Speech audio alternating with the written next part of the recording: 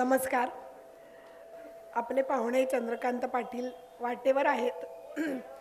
तर मी अशी विनंती करते की उद्घाटनाच्या सत्राचे जे व्यासपीठावर बसणारे मान्यवर आहेत त्यांना मी अशी विनंती करते की त्यांनी व्यासपीठावर यावं, म्हणजे पाटील आल्यानंतर आपल्याला लगेच सुरू करता येईल. सप्रे सरांना मी विनंती करते की त्यांनी व्यासपीठावर घेऊन यावं.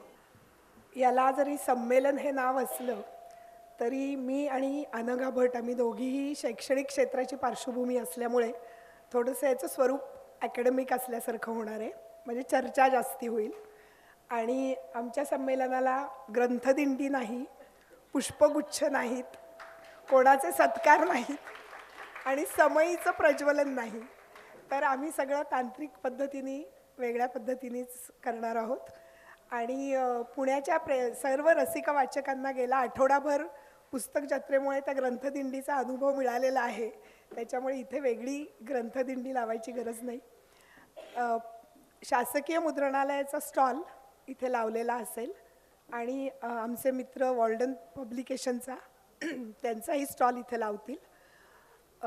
महाराष्ट्र राज्य साहित्य आणि संस्कृती मंडळ आणि महाराष्ट्र शासनाचा मराठी विभाग यांच्या अनुदानातून हे संमेलन जिल्हास्तरीय एकदिवसीय संमेलन संपन्न होत आहे आणि कलासक्त तर्फे ते आयोजित आम्ही करत आहोत. श्रीयुत चंद्रकांत पाटील कालच नाशिकहून आलेत, त्याच्यामुळे त्यांना जरा यायला वेळ. नमस्कार. आता मी अधिकृतपणे सुरुवात करते. श्री चंद्रकांत पाटील यांचं सगळ्यात प्रथम मी स्वागत करते. कलासक्त पुणे आणि केल्याने भाषांतर परिवारातर्फे, म्हणजे आमची आयोजन समिती अनघा भट, अभिषेक धनगर, ललिता मराठे आणि मी अशी आहे आणि संतोष छाजेड. तर आयोजन समितीतर्फे आणि आमचे अध्यक्ष अविनाश सप्रे, आम्हा सगळ्यांच्या तर्फे मी संमेलनाला जमलेल्या सर्व रसिक मंडळींचं अतिशय मनापासून स्वागत करते. कारण आज फक्त पुण्यातून नाही, जरी जिल्हास्तरीय संमेलन म्हटलं असलं तरी आज खरोखर अनेक ठिकाणून लोक आलेले आहेत. परभणीहून आलेत, गोव्याहून आलेत, बीड, नंतर मुंबई, अशा विविध ठिकाणाहून, बनारसून पण आमचे एक कलिग येणार आहेत. आलेत का नाही मला कळलं नाही, पण सर्व ठिकाणाहून लोक आलेले आहेत. त्यामुळे जिल्हास्तरीय संमेलन म्हटलं तरी हे खरोखर खूप जणांनी त्याच्यात रुची दाखवलेली आहे. 1999 पासून, म्हणजे गेली 27 वर्ष आम्ही केल्याने भाषांतर या नियतकालिकाच्या द्वारे भाषांतराच्या क्षेत्रात काम करतोय. 1 जानेवारी 1999 रोजी आमचा पहिला अंक प्रसिद्ध झाला, म्हणजेच त्याचं 28वं वर्ष 1 तारखेला आम्हाला लागणार आहे. तर त्याच्या पूर्वसंध्येला हा संमेलनाचा घाट आम्ही घातलेला आहे. भाषांतर म्हणजे काय, त्याची प्रक्रिया कशी असते यावर आपण नेहमीच चर्चा करतो, पण आजचं मात्र संमेलन थोडं वेगळ्या विषयावर आहे. भाषांतराच्या परिणामांची चिकित्सा करायला आपण जमलो होतो. म्हणजे भाषांतराने मराठी भाषेला काय दिले असे एक सुटसुटीत प्रश्न आम्ही शीर्षक म्हणून घेतला आहे. पण भाषेला म्हणजे फक्त भाषेला नव्हे तर साहित्याला, सांस्कृतिक इतर संलग्न क्षेत्रात, घटकात काय बदल झाला, भाषांतरित साहित्यामुळे किंवा भाषांतरित पुस्तकामुळे कोणते बदल मराठी समाजात घडून आले, या सगळ्याची चर्चा व्हावी अशी अपेक्षा आहे. आणि त्याच्यामुळे भाषांतरामुळे होणाऱ्या सांस्कृतिक आदानप्रदानामुळे आपल्या विचारात, आपल्या दृष्टिकोनात किंवा आपलं जे जगाचं आकलन आहे त्याच्यात काही फरक पडला का, अशी चर्चा व्हावी असं वाटतंय. आणि आम्ही 3 वेगळी सत्र पाडलेली आहेत. उद्घाटन सत्र झाल्यानंतर भाषांतर आणि ललित साहित्य, त्यानंतर भाषांतर आणि ललितेतर साहित्य आणि भाषा, आणि भाषांतर आणि प्रयोगक्षम कला, म्हणजे नाटक, चित्रपट अशा. तर या अनेक सत्रांमध्ये 3-3 वक्ते बोलून याच्यावर चर्चा करतील.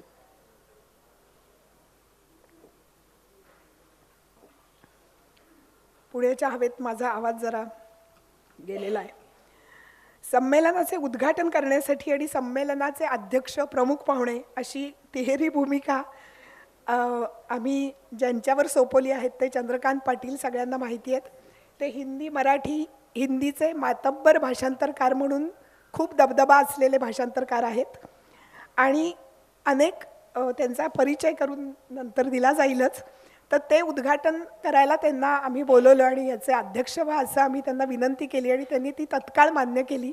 याच्याबद्दल आम्हाला अतिशय आनंद झालेला आहे. तसेच संमेलनाचं बीजभाषण करायला कोल्हापूरच्या आमच्या विद्वान मैत्रिणीने डॉक्टर माया पंडित हिनेही तत्काळ होकार भरला.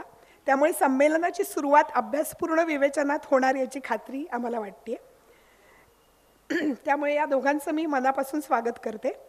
ललित साहित्यावरील सत्रात पुण्याला ज्या लोकांचा अभिमान वाटतो अशापैकी एक म्हणजे माजी संमेलनाध्यक्ष कवयित्री अरुणा ढेरे, त्याचबरोबर आपले सुसूत्र शिस्तबद्ध अभ्यासाची जोड देत विचारांची मांडणी करणाऱ्या निलिमा गुंडी आणि खास मुंबईहून आलेले लेखक कवी आणि भाषांतरकार नितीन रिंढे आणि ते सध्या खूप वाचक चर्चेत असलेले प्राध्यापक आणि भाषांतरकार आहेत.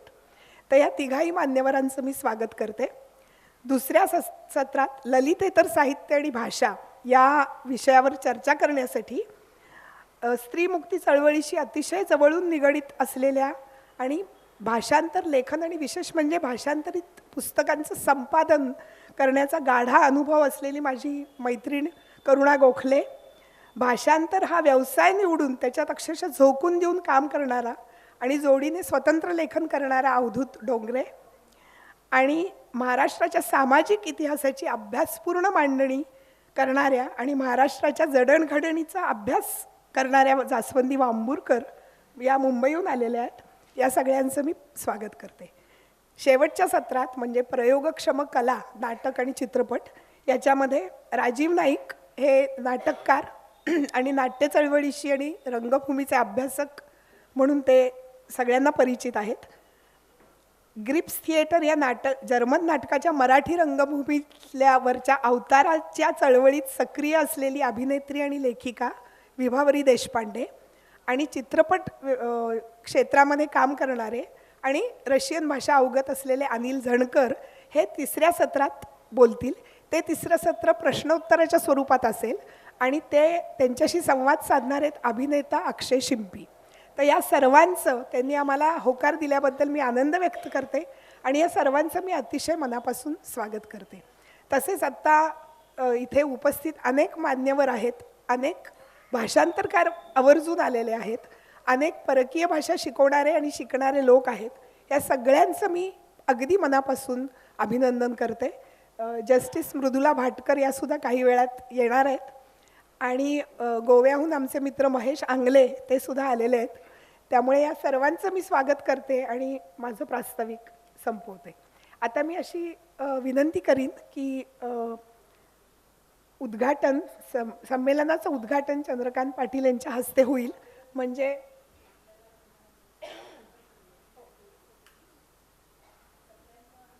चंद्रकांत पाटलांचं मी आधी स्वागत करते आणि सप्र्यांना अशी विनंती करते की आमची पुस्तक भेट देऊन त्यांचं स्वागत व्हावं. कलासक्ततर्फे जी पुस्तकं आम्ही प्रकाशित केली आहेत त्याच्यापैकी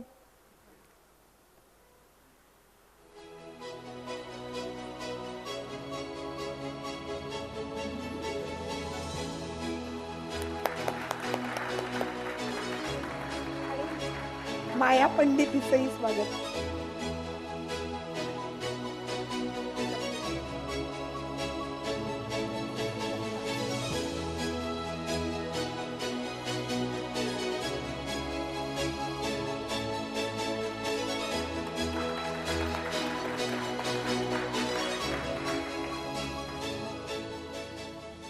आता संमेलनाचं उद्घाटन माऊस क्लिकच्या साह्याने करतील.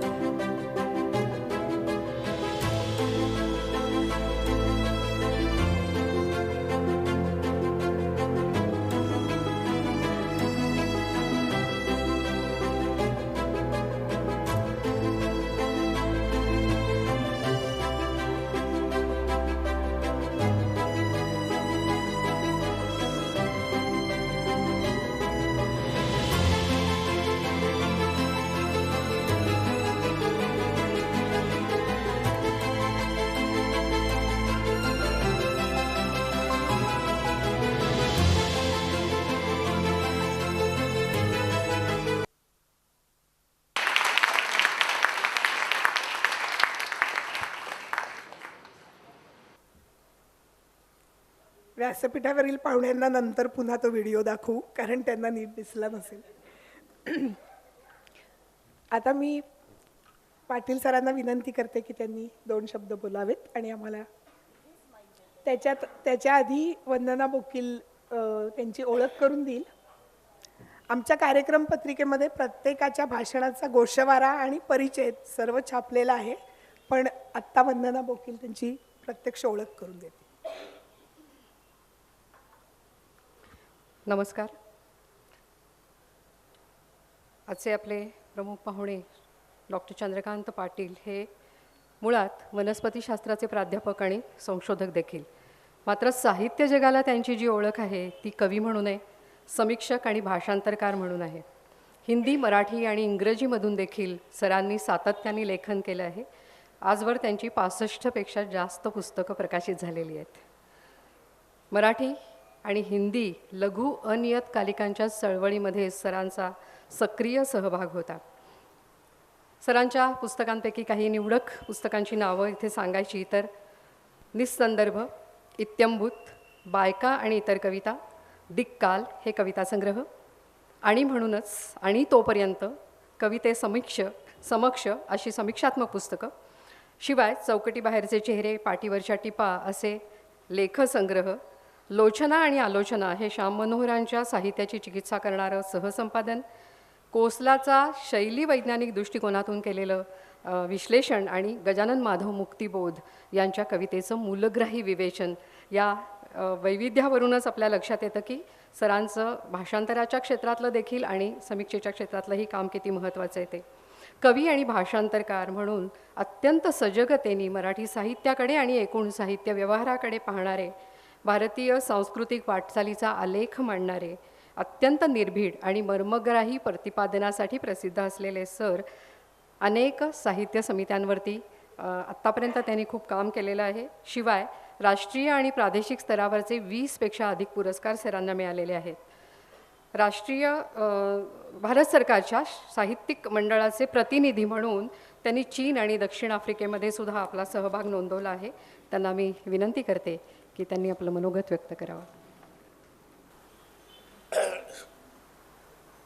या संमेलनाचे अध्यक्ष सप्रे सर, माझ्या शेजारी बसलेले स्कॉलर माया पंडित आणि स्टेजवर असलेले सर्व,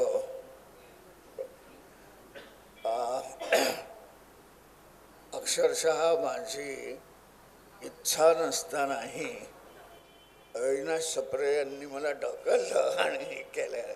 वस्तुतः मी फारसं काही बोलणार नाही, फक्त उद्घाटनपर भाषण असावं म्हणून 1-2-3 मुद्दे आपल्यासमोर मांडले. या संमेलनाचं उद्घाटन करताना मला अतिशय आनंद होतोय. मुळात अशा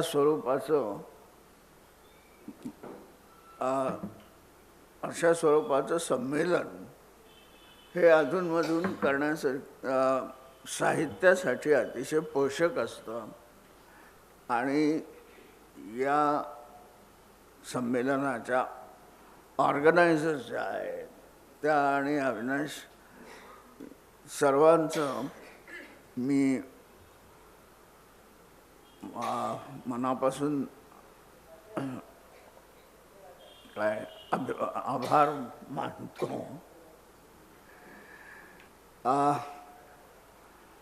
भाषांतराबद्दल खूप काही गोष्टी बोलता येतील, पण आता या स्टेजवर मी आलेलो आहे की मला कंटाळा आलेला आहे या सगळ्या गोष्टी. मी बरंचसं भाषांतरावर लिहिलेलं आहे, छोटे छोटे लेख, आणि राष्ट्रीय स्तरावरील 10-15 वेळा अनुवादासंबंधी मी बोललेलो आहे. सुरुवातीला मी एक मला जाणवलेली किंवा मला अपेक्षित असलेली एक गोष्ट सांगतो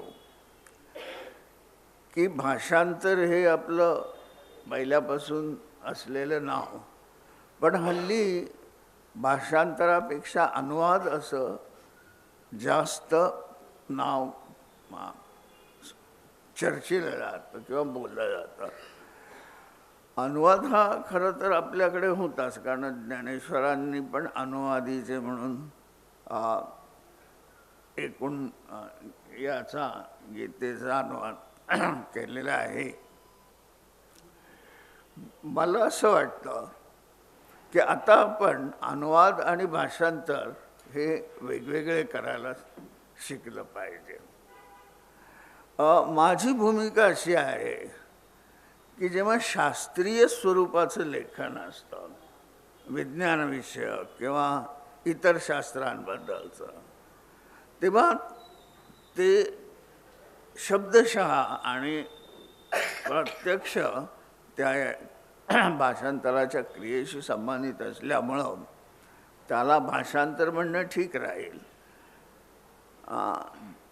पण ललित साहित्याचं जेव्हा आपण भाषांतर करतो तेव्हा त्याला भाषांतर न म्हणता अनुवाद म्हणावं असं मला वाटतं.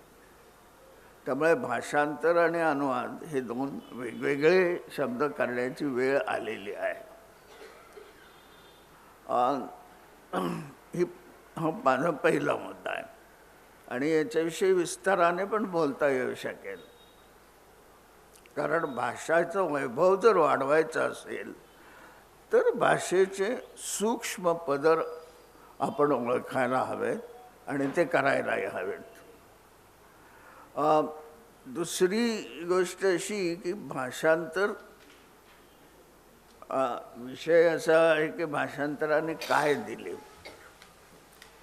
भाषांतर खरं म्हणजे अनेक चांगल्या गोष्टी आणि थोड्याशा वाईट गोष्टी देत असतात. भाषांतर ही भाषेची प्रक्रिया असल्यामुळे जेव्हा तुम्ही एखाद्या कृतीचं भाषांतर करता तेव्हा तुम्ही आपल्याच भाषेचे कंगोरे अधिक अधिक सूक्ष्म स्तरावर ते तपासत असतात.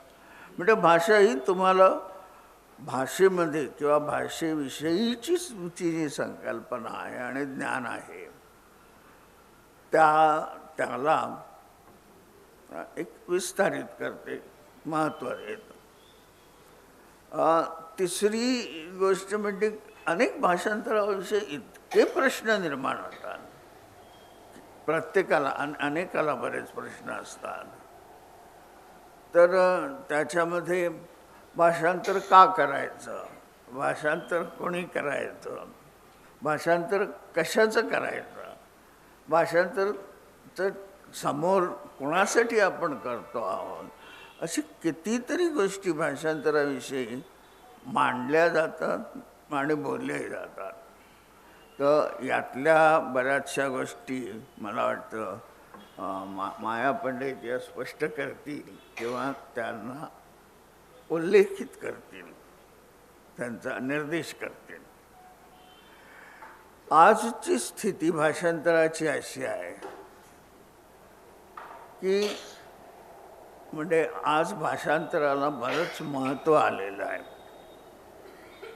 आणि प्रत्येकाला असं वाटतं की काहीतरी भाषांतर केलं तर एखाद्या वेळेस आपल्याला साहित्य अकादमीचं बक्षीस मिळून जाईल.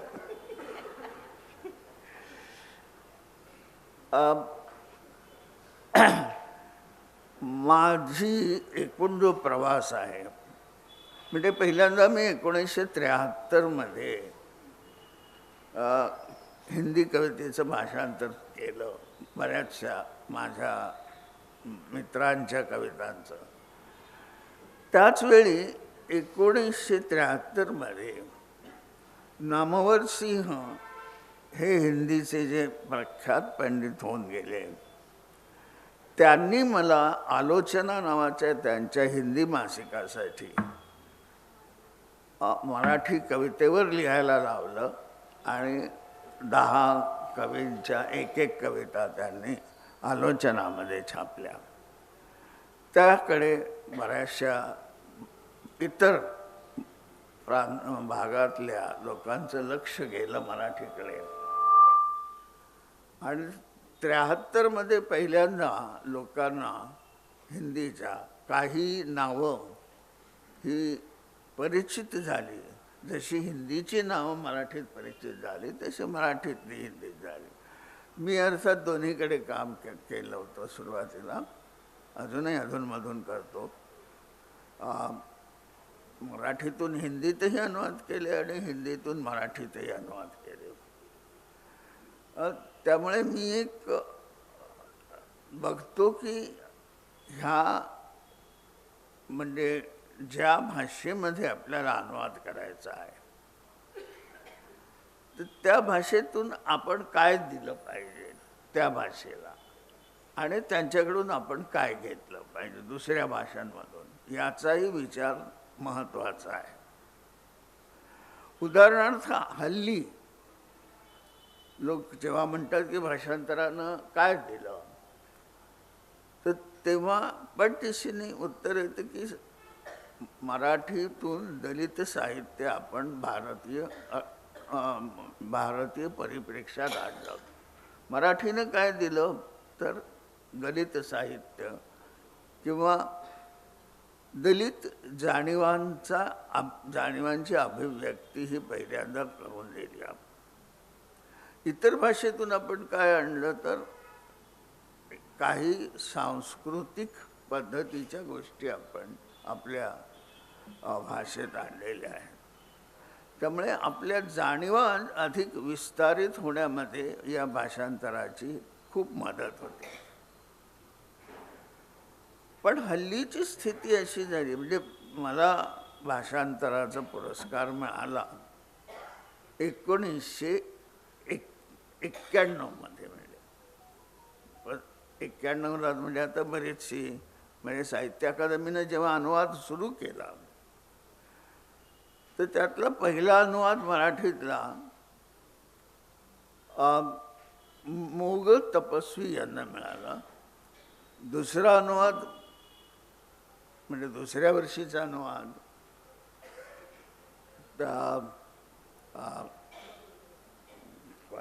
आपल्या तानाजीचा उमा कुलकर्णी, त्या कालच म्हणजे माझ्याबरोबर होत्या याच विषयावर बोलण्यासाठी. आम्ही नाशिकला काल बरोबर होतो. आणि तिसरा पुरस्कार मला मिळाला 91 मध्ये. तेव्हा मी एक लोकसत्तेनं माझी एक मुलाखत घेतली होती. तेव्हा मी असं म्हणालो की अनुवादाला त्यावेळी फार लोक दुय्यम दर्जाचा तिय्यम दर्जाचा म्हणून त्याच्याकडे बघत असत. अनुवादाला प्रतिष्ठा मिळाली पाहिजे हे त्यावेळी मी बोललो. म्हणजे ते बोलताना हेही बोललो मी की अनुवाद ही सांस्कृतिकदृष्ट्या अतिशय महत्त्वाची गोष्ट असली तरी शेवटी अनुवाद हा दुय्यमच असतो एकूण साहित्य व्यवहारामध्ये. आणि सर्जनशील अशा स्वरूपाचं जे साहित्य आहे ते नेहमीच अनुवादाच्या वर राहील. त्यावेळी श्रीपूंनी मला एक 3-4 पानाचं प्रचंड मोठं पत्र लिहिलं. तर अनुवाद हा जर आपण पाहिलं म्हणजे सांस्कृतिकदृष्ट्या पाहिलं तर अतिशय आवश्यक अशी गोष्ट साहित्याभ्यासासाठी आणि एकूण आपल्या जाणीवा विस्तारित करण्यासाठी आहे. पण सृजनशील साहित्याची जागा अनुवादित साहित्य घेऊ शकत नाही असा माझा मुद्दा होता. कारण जर समजा मूळ साहित्यकृतीच नसेल तर तुम्ही कशाचा अनुवाद कराल. म्हणजे अनुवाद करणं, ज्याचा अनुवाद करायचा ती गोष्ट सृजनात्मक असलीच पाहिजे. आणि मला मान्य आहे की अनुवाद ही फार मोठी आणि महत्त्वाची प्रक्रिया आहे आणि ह्याचा संस्कृती विषयक अभ्यासासाठी अत्यंत महत्त्वाचा उपयोग होऊ शकतो. मला एक असं वाटतं की भारतीय माणूस, प्रत्येक भारतीय माणूस हा द्वैभाषिकच असतो. त्याला आपली मातृभाषा आणि दुसरी कुठलीही तरी भाषा, हिंदी असेल, इंग्रजी असेल किंवा काही असेल, ती अवगत असतेच. आणि विशेषतः आपल्याला असं दिसतं की या विविध प्रांतांच्या परिघावरती जे गोष्टी आहेत, जे लोक राहतात, त्यांना आपोआपच दोन्ही भाषा येतात, 2 भाषा मिनिमम येतातच. जसं आपण बघितलं की कोल्हापूर वगैरे या भागामध्ये मराठी आणि कानडी बरोबरच जरा बराच मोठा भाग आहे असा. किंवा आम्ही मराठवाड्यातून महाराष्ट्रात आलो तेव्हा एक कामचलाऊ स्वरूपाचं हिंदी आणि उर्दू आम्हाला येत होतं. या एका मुद्द्यावर लोक असं म्हणतात, म्हणजे लोकांची अशी समजूत आहे हल्ली, त्यावेळी नव्हती, की आपल्याला तर हिंदी येतेच, कारण हिंदी सिनेमाने तिला एवढं मोठं प्लॅटफॉर्म मिळवून दिलेला आहे की बहुतेकांना वाटतं की काय हिंदी आहे, पण हिंदी अतिशय अवघड भाषा आहे.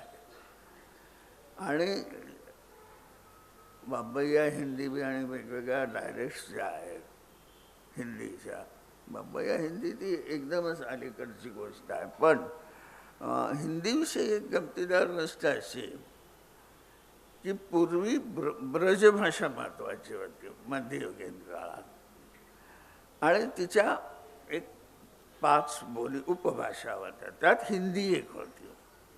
म्हणजे हिंदीला ब्रजभाषे इतकं महत्त्व नव्हतं. भारतेंदू हरिश्चंद्र यांनी हिंदीचे एक महान असं लेखक होऊन गेले. त्यांची तर अशी कायम भूमिका राहिलेली आहे की गद्य हे प्रमाण भाषेत कुठल्याही लिहिलं जावं, पण पद्य याच्यासाठी ब्रजभाषाच पाहिजे असा त्यांचा आग्रह होता. म्हणजे गद्याला खडी बोली असं ते म्हणत, आणि पद्याला त्यांचं म्हणणं होतं की नेहमी पद्य हे ब्रजभाषेशिवाय इतर भाषेमध्ये त्याचा परिणाम जाणवत नाही. ही गोष्ट आहे 20व्या शतकाच्या सुरुवातीची. भारतेंदूंची अनेक नाटकं आहेत आणि त्यातल्या काही नाटकांमध्ये मराठी बोलणाऱ्या पात्रांची योजना आहे. आता भारतेंदू दिल्लीत असल्यामुळे काशीत असल्यामुळे काशीत अनेक प्रकारचे विद्वान यायचे, आणि हे विद्वान यांचे असा एक गट तयार व्हायचा आणि त्यातून एकमेकांच्या भाषा एकमेकांना कळायच्या. त्यामुळे भारतेंदूंच्या नाटकांमध्ये एक पात्र मराठी असे नेहमी, आणि ते मराठीतच बोलायचं. म्हणजे हिंदी पूर्ण हे जरी असलं, याच्या संबंधी मी डिटेल पूर्वी लिहिलेलं होतं एका ठिकाणी. खडी बोली ही स्थिर करण्यामध्ये त्यांचा किंवा पसरण्यामध्ये त्यांचा फार मोठा हात आहे भारतेंदूंचा. पण हळूहळू अशी स्थिती होत गेली की खडी बोली हीच महत्त्वाची भाषा होऊन बसली, आणि ज्या इतर भाषा जोडलेल्या होत्या किंवा दुय्यम होत्या त्या भाषांमध्ये साहित्य जे लिहिलं गेलं ते पुढे महत्त्वाचं ठरलं. म्हणजे खडीबोली जी अतिशय प्राथमिक अवस्थेत होती, आणि ब्रज आणि बुंदेलखंडी आणि उत्तरेच्या मैथिली वगैरे अशा बऱ्याचशा भाषा दुय्यम होत्या, पण पुढे हिंदीच मुख्य प्रधान भाषा झाली आणि बाकीच्या ज्या आहेत त्या दुय्यम झाल्या, आणि हिंदीचं एकूण व्यापक असं आहे. त्याला अर्थात अनेक कंगोरे आहेत की राष्ट्रीयतेची एकात्म भावना म्हणून सुद्धा हिंदी अगदी सुरुवातीला आलेलं म्हणजे त्याच्याविषयी बोललं जात होतं आणि इतका उत्साह होता लोकांमध्ये की तेव्हा त्या काळात सुरुवातीच्या म्हणजे 1925-30 एक राष्ट्रभाषा हिंदी हो, एक हृदय हो भारत जननी असं सतत सगळीकडे लिहिलं जायचं. आता ती किती भयानक आहे आज आपण लक्षात घ्या की मला असं वाटत नाही की अशा पद्धतीनं एक भाषा आणि एक हृदय जर आपण पुरस्कृत केलं तर आपण एका फार मोठ्या साहित्य विश्वामध्ये फार महत्त्वाची चुकीची भर घालतो आहोत असं मला वाटतं. हल्ली जे एक प्रश्न फार जोरात चर्चेला जातं की हिंदी ही पहिलीपासून शिकवावी किंवा कधीपासून शिकवावी वगैरे. आता हिंदीच्या कोणी विरोधात नाही आहे, म्हणजे खालीसुद्धा लोक हिंदीच्या विरोधात नाही आहेत. म्हणजे जो आपला समाज आहे की तमिळ आणि मल्याळम वगैरे लोक हे विरोधात नाही आहेत, पण त्यांची भूमिका अशी की आमच्याकडे दुर्लक्ष करू नका आणि आमचं जे स्थान आहे त्यांच्या भागात ते अबाधित राहू द्या आणि आमच्यावर हिंदी थोपवू नका. आणि हा थोपवण्याचा जो प्रकार आहे तो एकदा वाढत गेला तर आपल्या भाषा या घरातच बोलण्यापुरत्याच राहतील, बाहेर त्यांचं काही अस्तित्व राहणार नाही. त्यामुळे मी स्वतः जरी हिंदीत लिहित असलो तरी माझी ही भूमिका आहे की हिंदी ही पहिलीपासून शिकवण्यात काय अर्थ नाही, ती 5वी आणि 5वी नंतरच शिकवली पाहिजे. हिंदी मध्ये जे महत्त्वाचं साहित्य निर्माण झालेलं आहे ते बऱ्याचदा उर्दू लेखकांच्यामुळे उर्दू लिहिणाऱ्या लेखकांपासून ते हिंदीत आलेलं आहे. याचं उत्कृष्ट उदाहरण म्हणजे बरेचसे आपले हिंदीतले महत्त्वाचे कवी हे आधी उर्दूत रचना करायचं आणि नंतर मग ते हिंदीकडे वळले. किंवा प्रेमचंद सारखा अतिशय महान लेखक त्यांची सुरुवात त्यांनी उर्दूतूनच केली आणि एक मोठं आंदोलन होतं प्रगतिशील लेखक संघ असं. फार मोठमोठे लोक त्याची जोडलेले होते त्याच्याशी. इप्टा हे त्यातलंच एक आहे. इप्टा म्हणजे नाटक मुंबईला नाटक करणारे जे लोक आहेत ते भीष्म साने वगैरे त्या काळात त्याचे अगदी पुरस्कर्ते होते. तर अशा लोकांनी हिंदीमध्ये खूप भर घातलेली आहे. म्हणजे एक साधी गोष्ट अशी आहे की लता मंगेशकर ह्यांनी एक शिक्षक लावून वर्षभर शास्त्रशुद्ध उर्दू भाषा शिकली. त्यामुळे गझल गाताना त्यांचे जे उच्चार असत ते अतिशय पक्के उर्दू आणि कारण उर्दूमध्ये बऱ्याच प्रॉब्लेम होतात. म्हणजे बरीच अक्षरं अशी असतात की त्यांचे कसे उच्चार करायचे, थोडासा उच्चार बदलला की अर्थ बदलतो. कितीतरी नावं अशी सांगता येईल की ज्यांच्यावर उर्दूचा प्रभाव होता पण नंतर हळूहळू ते हिंदीकडे वळले. हिंदीमध्ये लिहिणं हे त्याला पूर्वी प्रतिष्ठा नव्हती, हल्ली थोडी यायला लागली आहे. आणि प्रतिष्ठा येण्याचं कारण असं की बरेच लोक हिंदीकडे वळलेले आहेत. मला जरा बऱ्याचदा असंही वाटतं की मुख्य प्रवाहात आपल्याला येता येत नाही साहित्यिक म्हणून, तर आपण बाल साहित्य लिहावं आणि हळूहळू बाल साहित्यातून मग आपल्याला प्रतिष्ठा मिळेल, मग हळूच प्रौढांच्या साहित्यात शिरावं. तशी स्थिती अनुवादाची झालेली आहे. अनुवाद प्रत्येकजण करत बसतो आणि त्यानंतर मग स्वतःचं लेखन म्हणजे कथा किंवा कविता वगैरे. तर ही स्थितीसुद्धा फारशी चांगली नाही. आणि अनेक असे प्रश्न आहेत की जे हे सांगतात की महत्त्वाच्या काही 4-5 प्रांतांमध्ये जी हिंदी बोलली जाते ती हिंदी ही अशी एक भाषा आहे की जिला स्वतःचं सांस्कृतिक क्षेत्रच नाही.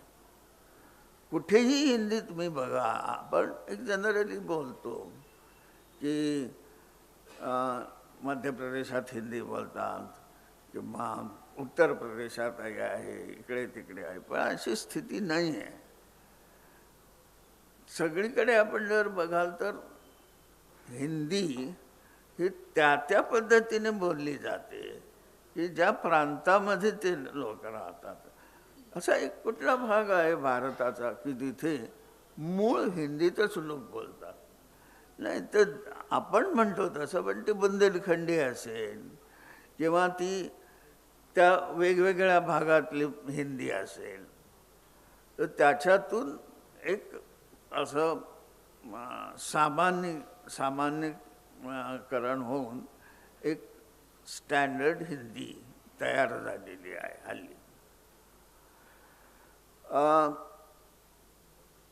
माझी अशी धारणा आहे की तुम्ही जेव्हा अनुवाद करायला जाल म्हणजे तुम्हाला 100% लोक मराठीतून हिंदीत अनुवाद करणारे मिळू शकतात.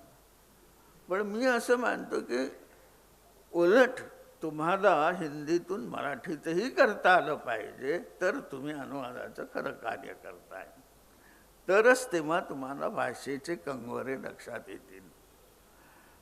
फार थोडे लोक असे आहेत की जे हिंदीत लिहितात, मराठी भाषांतरकार हिंदीतही मराठीचं भाषांतर करू शकतात. आणि असे लोक ज्यांना फारशी प्रतिष्ठा नाही, पण जे आपल्यासाठी स्वतःसाठी स्वांत सुखाय भाषांतर करत असतात. पण भाषांतर कशासाठी करायचं हे बाई सांगतील आणि कशाचं करायचं हे फार महत्त्वाचं आहे. कारण भाषांतर ही भाषा ही काही अशी गोष्ट नाही आहे की एखादी कुठली तरी कविता आहे मला खूप खूप आवडली आणि मी भाषांतर केलं असं म्हणणं हे त्याच्यावर अन्याय करण्यासारखं आहे. आणि मी नेहमी म्हणत असतो की मला मेथीची भाजी आवडते, त्यामुळे माझ्या दृष्टीने मेथी सर्वश्रेष्ठ. असं तर होऊ शकत नाही, शक्य नाही अशा पद्धतीनं. त्यामुळे तुम्हाला जर हिंदीत करायचं असेल तर काही काळ तरी तुम्ही त्या प्रदेशात जाऊन राहिलं पाहिजे. तुम्हाला कन्नडमध्ये करायचं असेल तर कन्नडमध्ये जाऊन तुम्ही राहिलं पाहिजे. आता फारच थोडे लेखक जगाच्याही पटलावर आपण पाहिलं तर आपली मातृभाषा सोडून इतर भाषेत लिहितात आणि नुसतंच लिहित नाहीत, तर इस्टॅब्लिश होतात. सगळ्यात मोठं उदाहरण त्याचं सॅम्युअल बेकेट आहे. बेकेट हा फ्रेंचमध्येच लिहायचा, पण त्याची मातृभाषा आयरिश आहे, तो आयरिश लेखक आहे. आणि असे कितीतरी उदाहरणं देता येतील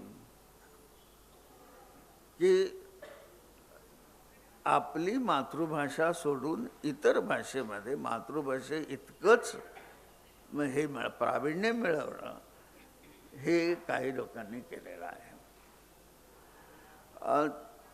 आणखी बरेचसे असे हे आहेत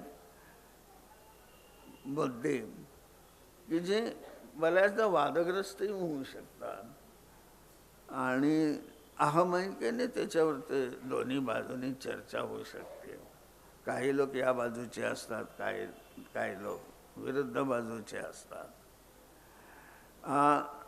पण काही असलं तरी हळूहळू अनुवादाला आता पूर्णपणे मान्यता मिळालेली आहे आणि अनुवादाचे चांगले दिवस आहेत अनुवादाला. पण तरीसुद्धा बऱ्याच वेळी अमुक याचा अनुवाद का केला हे कळत नाही. एक फॅशन म्हणून सुद्धा अनुवाद केले जातात आणि फॅशन म्हणून केलेले अनुवाद जे आहेत ते नंतर आपोआपच नष्ट होतात, ते काही फार काळ राहत नाहीत. हल्ली खूप चांगले चांगले अनुवादक म्हणजे लोक अनुवाद करतायत. एक पिढीच अशी आली आहे की जी अनुवादाला महत्त्व देते.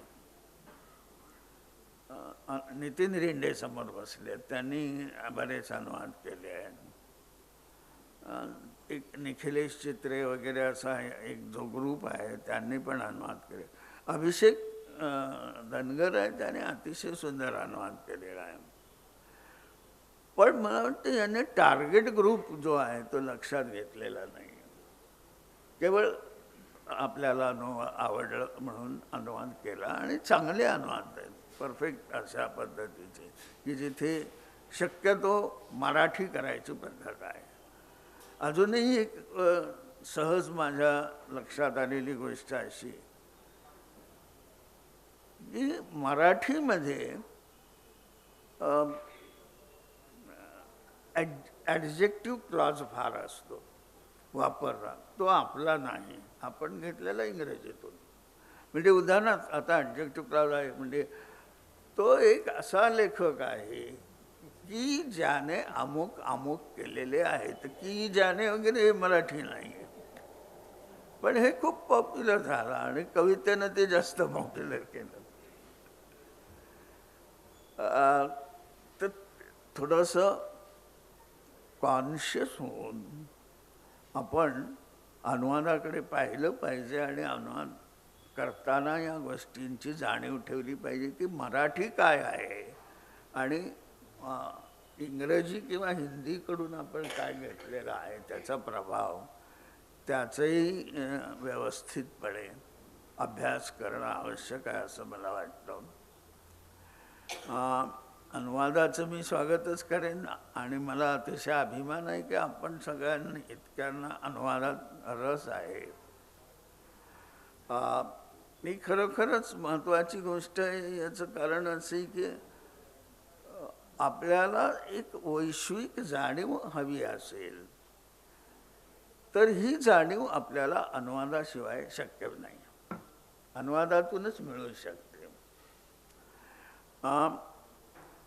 शक्यतो आहे दुसरा मार्ग म्हणजे सिनेमा आहे काय, पण वाचकांसाठी तर सिनेमा, कारण चांगलं ते सर्वांना चांगली फिल्म्स बघणं वगैरे चांगलं हे करणं आपल्या जाणीवा विस्तारित करण्यासाठी हे सगळ्यांनाच शक्य नाही.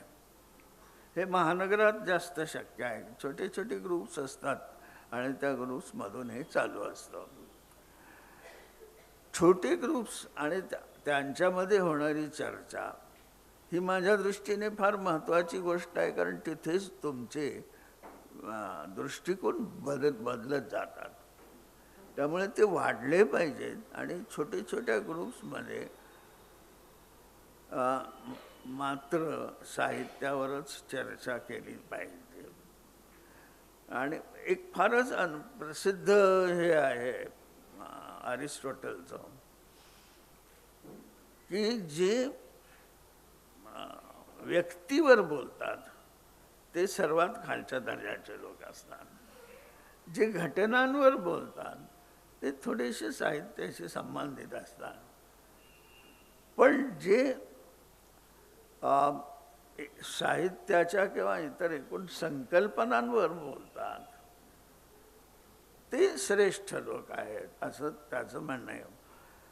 पण बऱ्याचदा आपल्याकडे आपण जेव्हा एकत्रित बसतो मित्र म्हणून तेव्हा याचा अमुक आहे, त्याचा तमुक आहे, साहित्यावर कोणी फारसं बोलत नाही. तेव्हा छोटी छोटी अशी विश्व तयार झाली पाहिजेत की ज्याच्यामध्ये साहित्यावर चर्चा होईल आणि त्यातून पुढे जाण्याच्या पद्धती आपल्याला येईल. मला असं वाटतं की एकूण खूप बोलता येण्यासारखं आहे, पण ही काही ती जागा नाही आहे आणि चांगले बोलणारे बरेच लोक आलेले आहेत इथे. मी आपलं थोडेसे विचार मांडले माझे. मला इथे बोलावलं आणि अशा पद्धतीने की मी कधी, आता 8 वर्ष झाले मी औरंगाबाद सोडून कुठल्याही कार्यक्रमाला मी कधी जात नाही. पण अविनाश सप्रे यांनी माझ्यावर दडपण आणलं आणि दडपण आणून मला इथे बसवलं. माहीत नाही मला मी काय किती न्याय दिला असेल किंवा नाही, पण तो जो विषय आहे की काय दिले, तर हा इतका भीग विषय आहे की म्हणजे काहीतरी दिलं आणि काहीतरी नाही दिलं, याच्या पलीकडे याच्यावर काही चर्चा होऊ शकत नाही. एक आपली जाणीव वाढवली अनुवादानं, एक विश्व दृष्टी जी असते किंवा जीवन विवेक ज्याला आपण म्हणतो की जगण्याबद्दलचा एकूण विवेक जो आहे तो हे साहित्य वाचूनच शक्य होतं लवकर. एक पुस्तक वाचणं म्हणजे 10 मित्रांशी संबंध ठेवण्या इतकं महत्त्वाचं मला वाटतं. म्हणजे वाचणं हे जास्त महत्त्वाचं आहे आणि वाचण्यामध्ये आणि बोलण्यामध्ये जर आपण तुलना केली तर आपलं लक्षात येतं की जर लिहायचं असेल आणि वाचायचं असेल तर आपल्याला एकूण फार मोठी कॉन्सन्ट्रेशनची गरज असते. ऐकायचं असेल तर ते एका कानावाटे ऐकून दुसऱ्याकडे सोडून देता येतं, पण लिहिताना आणि वाचताना तुमची बुद्धी पूर्णपणे पडायला लागते. शेवटी मी एवढंच म्हणेन की केल्याने भाषांतर हे ज्या पद्धतीचं काम आहे ते अत्यंत महत्त्वाचं काम आहे आणि इतकी वर्ष अव्याहतपणे चालू आहे. तेव्हा त्यांच्या संपादक मंडळातले लोक आणि त्यांच्याशी जोडलेले लोक हे सर्वच मला महत्त्वाचे वाटतात, म्हणून मी त्याचा मुद्दाम उल्लेख करतो आणि मला इथे बोलावल्याबद्दल मी त्यांचे आभार मानतो. नमस्कार.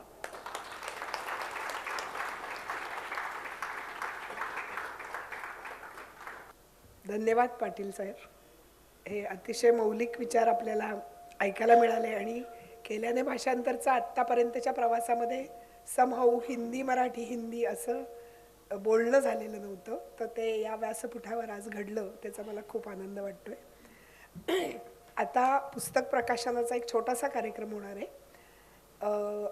अनेक दिवस निवडक केल्याने भाषांतर तुम्ही का काढत नाही असा प्रश्न लोक विचारत होते आणि या संमेलनाच्या निमित्ताने ते करावं असं आम्हाला वाटत होतं आणि ते शक्य होतंय, कारण त्याचं सगळं श्रेय अर्थातच अभिषेक धनगर यांना जातं, कारण त्यांनी अतिशय कमी वेळामध्ये हे पुस्तक सिद्ध केलेलं आहे. तर मी त्यांना व्यासपीठावर यायची विनंती करते, तर 1-2 शब्द बोलतील त्या पुस्तकाविषयी आणि पाटील सरांच्या हस्ते त्याचं प्रकाशन होईल. नमस्कार.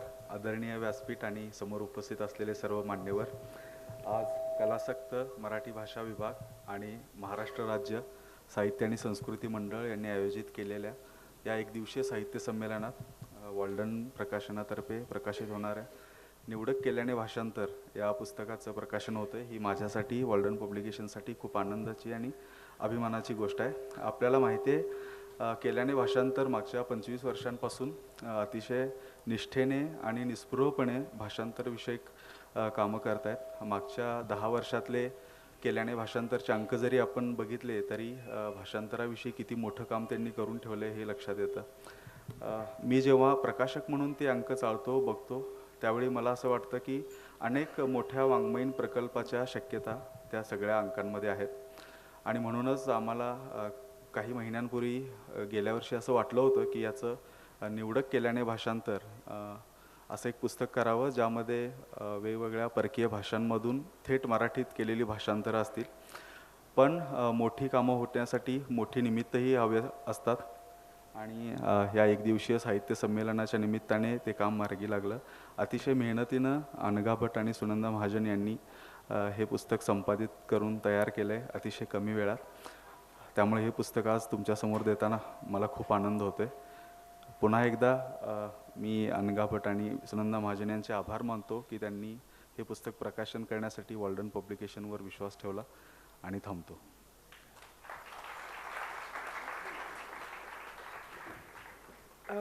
मी पाटील सरांना विनंती करते की त्यांनी प्रकाशन करावं.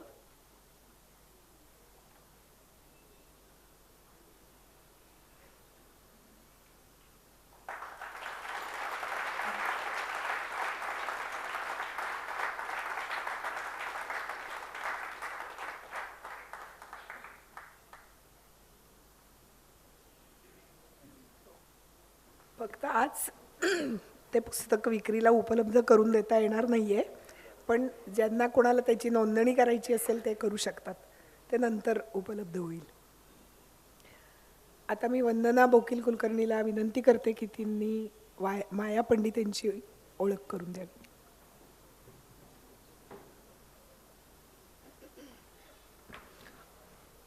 भाषांतराच्या क्षेत्रात अतिशय आदराने घेतलं जाणारं नाव म्हणजे माया पंडित.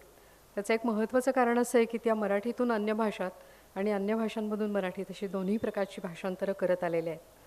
भाषाविज्ञान, भाषांतर, स्त्री प्रश्नांचा अभ्यास, दलित साहित्य, प्रायोगिक रंगभूमी अशा विविध क्षेत्रांमध्ये सखोल संशोधन आणि अनुभवही असलेल्या माया पंडित कोल्हापूरला असतात. 39 वर्ष अध्यापन करून त्या निवृत्त झाल्या आहेत. अध्यापनाच्या क्षेत्रातनं झाल्या असल्या तरी त्यांची कामं सतत चालू असतात, आपण जाणतो.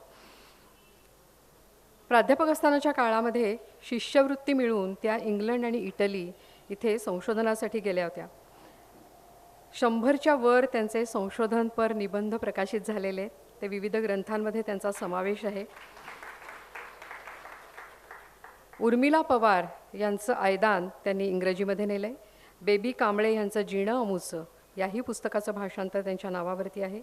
याशिवाय जयंत पवार यांच्या अधांतर या नाटकाचं इंग्रजी भाषांतर, शिवाय विश्वजित दास यांच्या मृग या नाटकाचं मराठीमध्ये भाषांतर, अशी विविध प्रकारची भाषांतरं मायाताईंनी केली आहेत. अलीकडचेच कृष्णात खोत नावाचे जे लेखक आहेत त्यांच्या रिंगाण कादंबरीचं देखील भाषांतर त्यांनी केलेलं आहे. ललित साहित्याच्या बरोबरीने इतरही ललितेतर प्रकारातलीही भाषांतरं त्यांच्या नावावर आहेत. त्याच्यात रावसाहेब कसबे यांचं गांधी, पराजित राजनीतिज्ञ आणि विजयी महात्मा या पुस्तकाचा समावेश आहे. या सगळ्या नावांवरून आपल्या लक्षामध्ये येईल की त्यांनी निवडलेल्या ज्या संहिता आहेत भाषांतरासाठी त्याच्यामध्ये कमालीचं वैविध्य आहे आणि त्यांची विचारधारेची स्पष्टतासुद्धा त्याच्यामधून आपल्याला लक्षात येते. प्रायोगिक रंगभूमीशी त्या अनेक वर्ष जवळून संबंधित आहेत. साहित्य अकादमीसाठी दलित लेखकांवरती त्यांनी व्हॉइसेस फ्रॉम मार्जिन या नावाची एक फिल्म तयार केलेली आहे. आजच्या आपल्या या संमेलनाचं बीजभाषण त्या करणारे त्याचं शीर्षकच आहे भाषांतर, सीमांत पल्ल्याच्या इतरेतरपणाचा उत्सव. भाषांतरेकडे त्या कशा बघतात हेही या शीर्षकातूनच आपल्या लक्षात येते. मी त्यांना विनंती करते की त्यांनी आपलं बीजभाषण करावं. अनघा आणि सुनंद आणि अर्थातच अविनाश हे सगळे जवळचे सुहृद आहेत आणि त्यामुळे त्यांनी इथे बोलावलं याच्याबद्दल मी त्यांचे आभार वगैरे नाही मानणार, कारण मला असं वाटतं की माझ्या घरचाच कार्यक्रम आहे हा. त्यामुळे मला खूप आनंद होतो इथे येऊन तुमच्यासारख्या सगळ्या विद्वान रसिकांच्या समोर काही बोलणं. खरं म्हणजे सीदंती मम गात्र आणि मुखमच परिशुष्यती असं का काही अर्जुन म्हणाला असेल ते मला लक्षातच येते. तो कुठल्याही संमेलनात बीजभाषण करत नव्हता, पण तरी देखील मला असं वाटतं की इतक्या सगळ्या लोकांचं, जाणकारांचं समोर असणं हे थोडंसं. आणि तुम्ही ते माझे गुरु आहेत एका अर्थाने. माझ्या गुरूंचे मित्र म्हणून माझे गुरु आणि त्यांच्या अनुवादातून अर्थातच गुरु. एनिवे, तर मी सुरू करते. मराठीत नाही, संस्कृतमध्ये असं म्हणतात की आशा नाम मनुष्याणाम एकम आश्चर्य शृंखला यया बद्धा प्रधावंती मुक्तास्तिष्ठन्ति पंगुवत.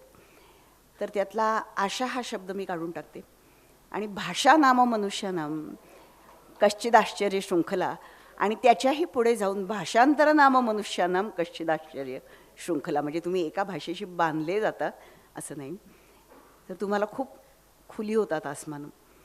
एनिवे, आता सध्याचा काळ तुम्हाला माहिती आहे, मी त्याच्याबद्दल जास्त बोलायचं कारण नाही. हिंदी हिंदुस्तान ही धून आपल्याला फार परिचयाची झालेली आहे, पण धून बदल के तो देखो असं मला वाटतं. कारण इतका अस्मितांचा एकारलेला एककल्लोळी उत्सव करण्याच्या ऐवजी माझेपणाच्या संकुचित बंदिस्त कोतेपणातून मुक्त होण्याचं एक खुला आसमान म्हणजे भाषांतर, असं आपण का नाही पाहत. खरं म्हणजे भूता परस्परे पडो मैत्र जीवाचे असं म्हणून ग्रंथोपजीवियांसाठी पसायदान मागणाऱ्या ज्ञानेश्वरांना जाऊनही काही शतकं लुटली. पण आपण भाषांतरासारख्या मूलभूत महत्त्वाच्या गोष्टीकडे दुर्लक्ष का करतो? म्हणजे खरं म्हणजे आपण आपल्या भाषिक अवकाशाबद्दल बोलताना एक भारतीय तत्त्वज्ञानातली एक अशोक केळकरांनी मांडलं होतं त्याच्याबद्दल की खरं म्हणजे परा, पश्यंती, मध्यमा आणि वैखरी असे 4 प्रकार आहेत भाषांचे. म्हणजे परा म्हणजे एक मनात काहीतरी एक विचार कण येतो. पश्यंती म्हणजे तो दिसतो, म्हणजे घोडा घोडा म्हणतात तो हाच का असा प्रश्न तयार होतो. आणि मग मध्यमा ती कुठल्या तरी मनाच्या खोल भागामधून ओठांच्या आतपर्यंत येते. आणि मग वैखरी म्हणजे मुखरित होतं. तर खरं म्हणजे तुम्हाला कदाचित सर आवडणार नाही हे, पण भाषांतर हे मूळ भाषा हा शब्दप्रयोग मला मान्य नाही फारसा, पण तरी देखील सोयीसाठी वापरू. तरी देखील बोलणं काही हेच भाषांतर आहे खरं तर. कारण तुम्ही मनामधले जे विचार असतात ते तुम्ही अनेक प्रक्रियांमधून जाऊन तर विचार करणं किंवा मुखरित करणं हीच भाषांतराची प्रक्रिया आहे. सुजित कुमार मुखर्जींनीही ह्याच्याबद्दल काही म्हटलेलं आहे. पण त्या तत्त्वज्ञानाच्या पातळीवरती आत्ता जाणार नाही मी. म्हणजे जायचं तर खरं म्हणजे खूप जाता येईल की उदाहरणार्थ या भाषांच्या पलीकडे अशी एक मेटा लँग्वेज असते आणि देरिदा म्हणतात तसं किंवा आपला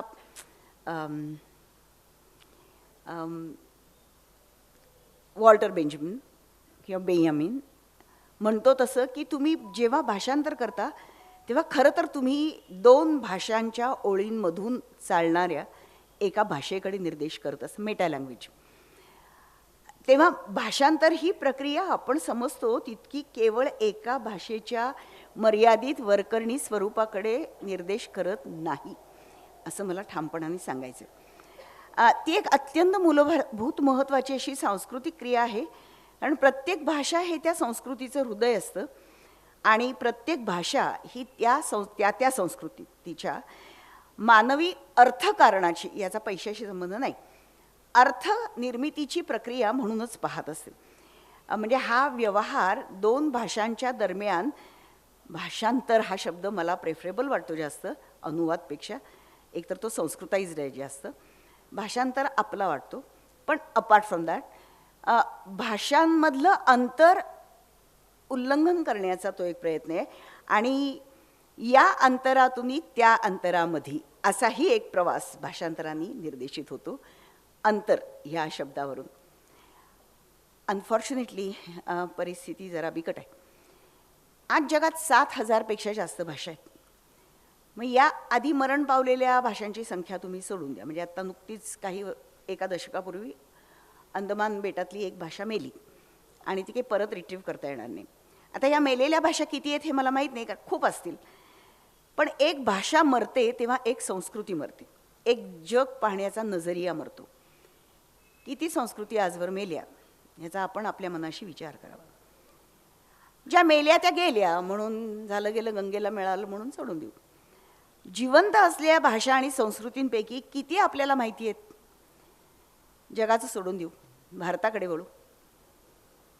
2011च्या जनगणनेनंतर, तुम्हाला माहिती आहे त्यानंतर की आपण जनगणना करायला आपल्याला सवड नाही झालेली, पण त्या जनगणनेनुसार 19,569 इतक्या भारतामध्ये भाषा प्राथमिक भाषा म्हणून बोलल्या जातात. त्यांचं परीक्षण केलं आणि मग 1,369 इतक्या भाषांची नोंद मातृभाषा म्हणून झाली. आता या मातृभाषांपैकी 391 भाषा बोलणारे लोक भाषी हे 10,000 पेक्षा जास्त लोक आहेत प्रत्येकी. मात्र घटनेतल्या भाषेच्या शेड्यूलनुसार आपल्याकडे त्यातल्या फक्त 22 भाषा आपण प्रमुख भाषा म्हणून मानलेल्या आहेत. उरलेल्या भाषा आपण या शेड्यूलमध्ये नोंदलेल्या नाहीत, पण त्यांना दीर्घ भाषिक परंपरा आहे, प्रचंड दीर्घ भाषिक परंपरा आहे. म्हणजे तुळू, मुंडारी, पोवारी, ऐराणी, कोरकू, भिल्ली, नंतर गोंडी अशा खूप आहेत. पण त्याच्या आडून आणखी किती भाषांना आपण अनुल्लेखानं आणि विस्मृतीत गाडून टाकलं आहे, हे मला उत्तर देऊ नका. स्वतःला एक मराठी भाषेमध्ये आणि संस्कृतीमध्ये रस असलेले लोक म्हणून बघा. एकट्या मराठीच्या 59 बोली आहेत. कोल्हापूर जिल्ह्यामध्ये चंदगडी बोली उदाहरणार्थ आमच्या अगदी टोकाला, जिल्ह्याच्या टोकाला, दुर्गमच आहे भाग, जरासा सुंदर आहे, तिलारी चंदगड. चंदगडी भाषा तुम्ही ऐकलीत आणि तुम्हाला ती समजली तर मी तुम्हाला बिंदू चौकात नमस्कार करायला तयार आहे, साष्टांग. समजत नाही, त्यांची खास प्रतिमासृष्टी आहे या सगळ्या भाषांची. कथात्मक साहित्य आहे, गाणी आहेत, लोकपरंपरेमधली गाणी आहेत, वाक्प्रचार आहेत वगैरे, म्हणी आहेत वगैरे. आपल्यापैकी किती जणांना या भाषांचा परिचय असतो? मराठीपुरतं बोलूयात. आपली शिक्षण व्यवस्था या भाषा इतरांना शिकवणं तर बाजूलाच, त्यांना सुद्धा शिकवत नाही. किंबहुना या भाषांचा वापर करणं म्हणजे काहीतरी अडाणीपणाचं काम आहे असं आपल्याला वाटत असतं. प्रमाण भाषा एकदा आली की मग आपला काय संबंध आहे इतर भाषांशी, असंही एक, कारण नोकरी मिळते, प्रतिष्ठा मिळते, फलाण्या ठिकाणी जे काय असेल. हीच वृत्ती, आता ही सर्वसामान्यांची वृत्ती आहे, पण तीच आपल्याला शैक्षणिक धोरणांपासून आर्थिक आणि राजकीय धोरणांपर्यंत सगळ्यांमध्ये प्रतिबिंबित झालेली दिसते. खरं म्हणजे भारत हा देश बहुभाषिक आहे, सांस्कृतिक खूप परंपरा असलेला देश आहे वगैरे वगैरे, आपण भाषणं करतो. पण भाषांतराकडे राष्ट्रीय एकात्मतेचा सरांनी उल्लेख केला हिंदीच्या, पण त्याच्यामध्ये दडपशाहीच खरं म्हणजे सर जास्ती होती. पण आपण कधी असा नाही विचार करत की आपली शैक्षणिक धोरणं जेव्हा आखतो आपण, तेव्हा भाषांतराबद्दल काहीतरी विकासाची धोरणं आखावीत. म्हणजे NEP खूप गाजावाजा करून आलं. NEPमध्ये पहिल्या 2 पानांमध्ये युनेस्कोनी पब्लिश केलेल्या सगळ्या गोष्टींचा उल्लेख आहे. त्यात भाषा विकासाचाही उल्लेख आहे. फार सुंदर फरड्या इंग्लिशमध्ये आहे.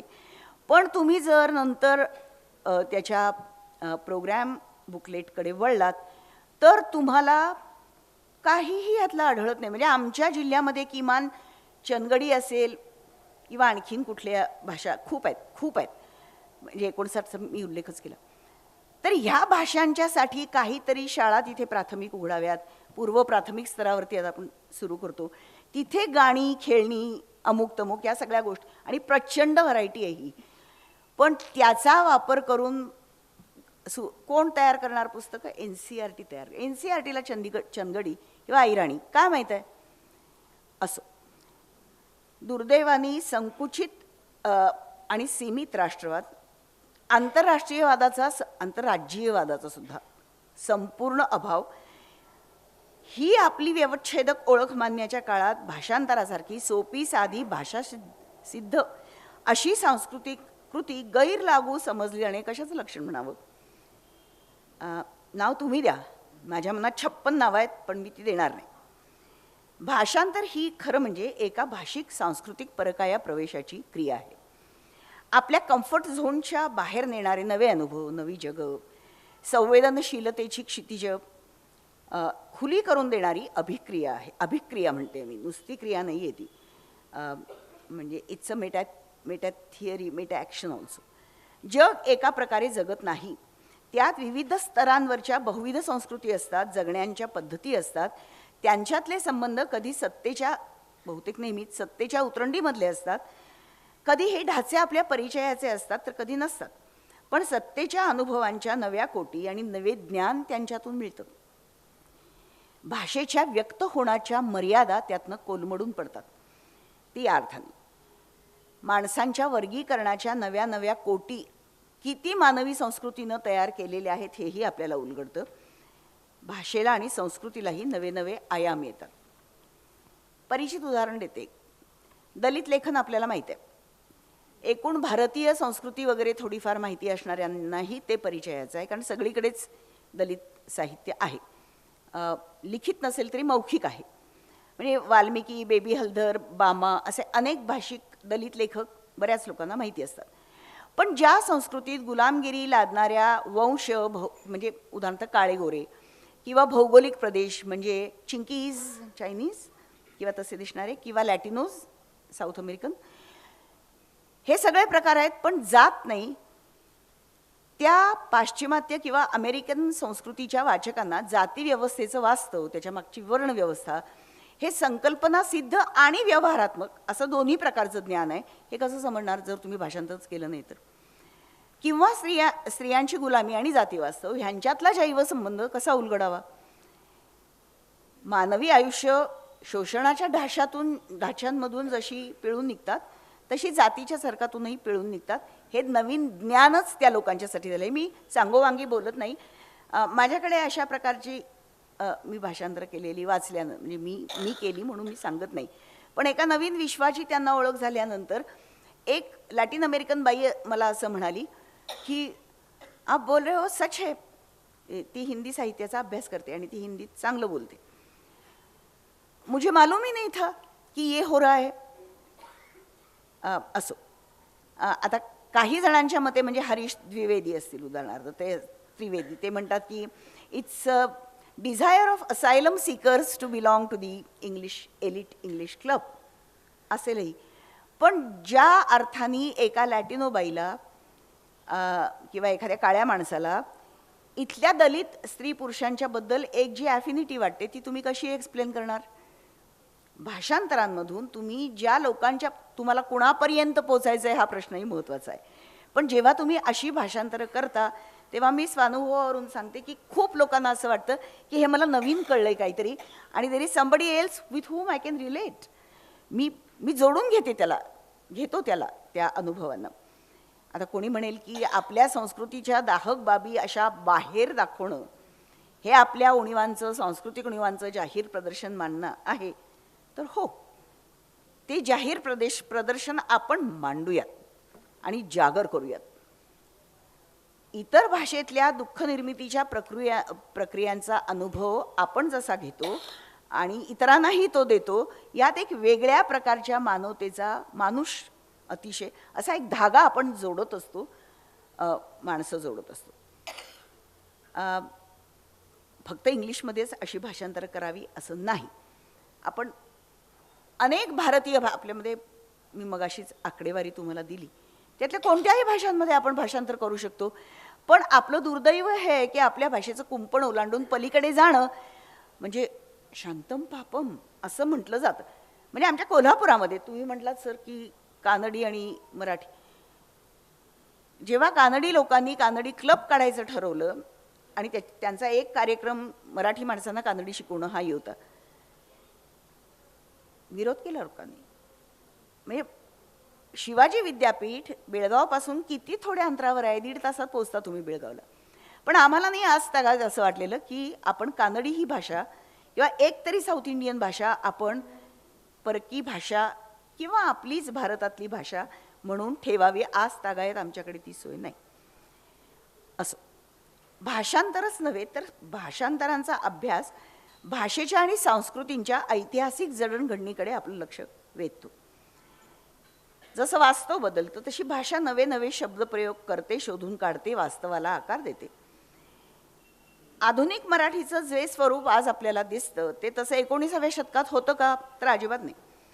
भाषांतराला खरं म्हणजे दुय्यम मानण्याची प्रवृत्ती की मूळ लेखन म्हणजे ग्रेट, आणि भाषांतर म्हणजे दुय्यम. म्हणजे तुला काहीच जमत नाही का, मग भाषांतर कर. असं मी फार लोकांकडनं ऐकले. नाही जमत असं कर, भाषांतर कर, काही हरकत नाही. असं उत्तेजनार्थ बोलणारे लोकही मला कमी भेटलेले नाहीत. आणि मला वाटतं प्रत्येकच भाषांतराचं भागध्येय आहे काय की. पण ज्ञानेश्वरांना किंवा मुक्तेश्वरांना आपण थोर लेखक मानतो की नाही? खरे तर ब्रिटिश कालखंडाच्या अगोदरच्या काळापासून भारतात भाषांतर होत राहिलेली आहेत. जैन किंवा बुद्ध धर्माच्या पुस्तकांची भाषांतरं दारा शिकोव, आता हे मुस्लिम नाव आहे, पण दारा शिकोवनी अनेक संस्कृत पंडितांना बरोबर घेऊन वेदांची जी भाषांतरं केली आणि ती मुस्लिम जगात पोहोचवली, थेट संस्कृतमधून अरेबिकपर्यंत मध्ये झालेली अशी भाषांतरं. रामायण आणि महाभारत हे खरं म्हणजे मी बोलू सुद्धा नाही, कथा सरित सागर, इतक्या वेगवेगळ्या संस्कृतीमध्ये. माझा एक अतिपूर्वेच्या देशातला एक मला वाटतं कंबोडियामधला एक मुलगा मला म्हणाला, तुम्ही काय भारतीय लोक नुसती दादागिरी करता आमच्यावर. मी म्हटलं का रे बाबा?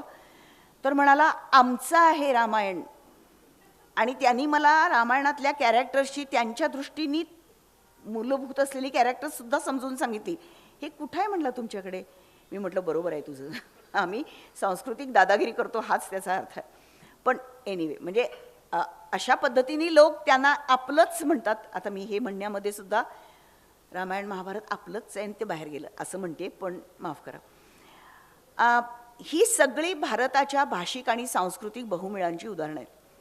त्यात लेखक हा ज्येष्ठ किंवा मूळ किंवा प्रभावी आणि भाषांतरकार हा कोणतरी कनिष्ठ दुय्यम दर्जाचा अशी श्रेणीबद्ध रचना नाही. आपण ज्ञानेश्वरांना कधीही दुय्यम दर्जाचा लेखक समजतो का? ज्ञानेश्वर हे ज्ञानेश्वर आहे, त्यांनी ज्ञानेश्वरी लिहिली. ती गीतेवरची टीका आहे का, मग ते अमुकच आहे का, मग ते असे फाटे आपण फोडत नसू. विद्वान फोडत असतील कदाचित, म्हणजे त्या काळामध्ये जेव्हा तात्विक चर्चा होत असत वादविवाद तेव्हा. पण ही श्रेणीबद्ध रचना अस्तित्वात आली, मूळ लेखक आणि भाषांतरकार, ती 18व्या किंवा जास्त प्रकर्षाने 19व्या शतकापासून अस्तित्वात आली. त्याची कारणं त्या काळामधल्या साम्राज्यवादी वास्तवात आहेत.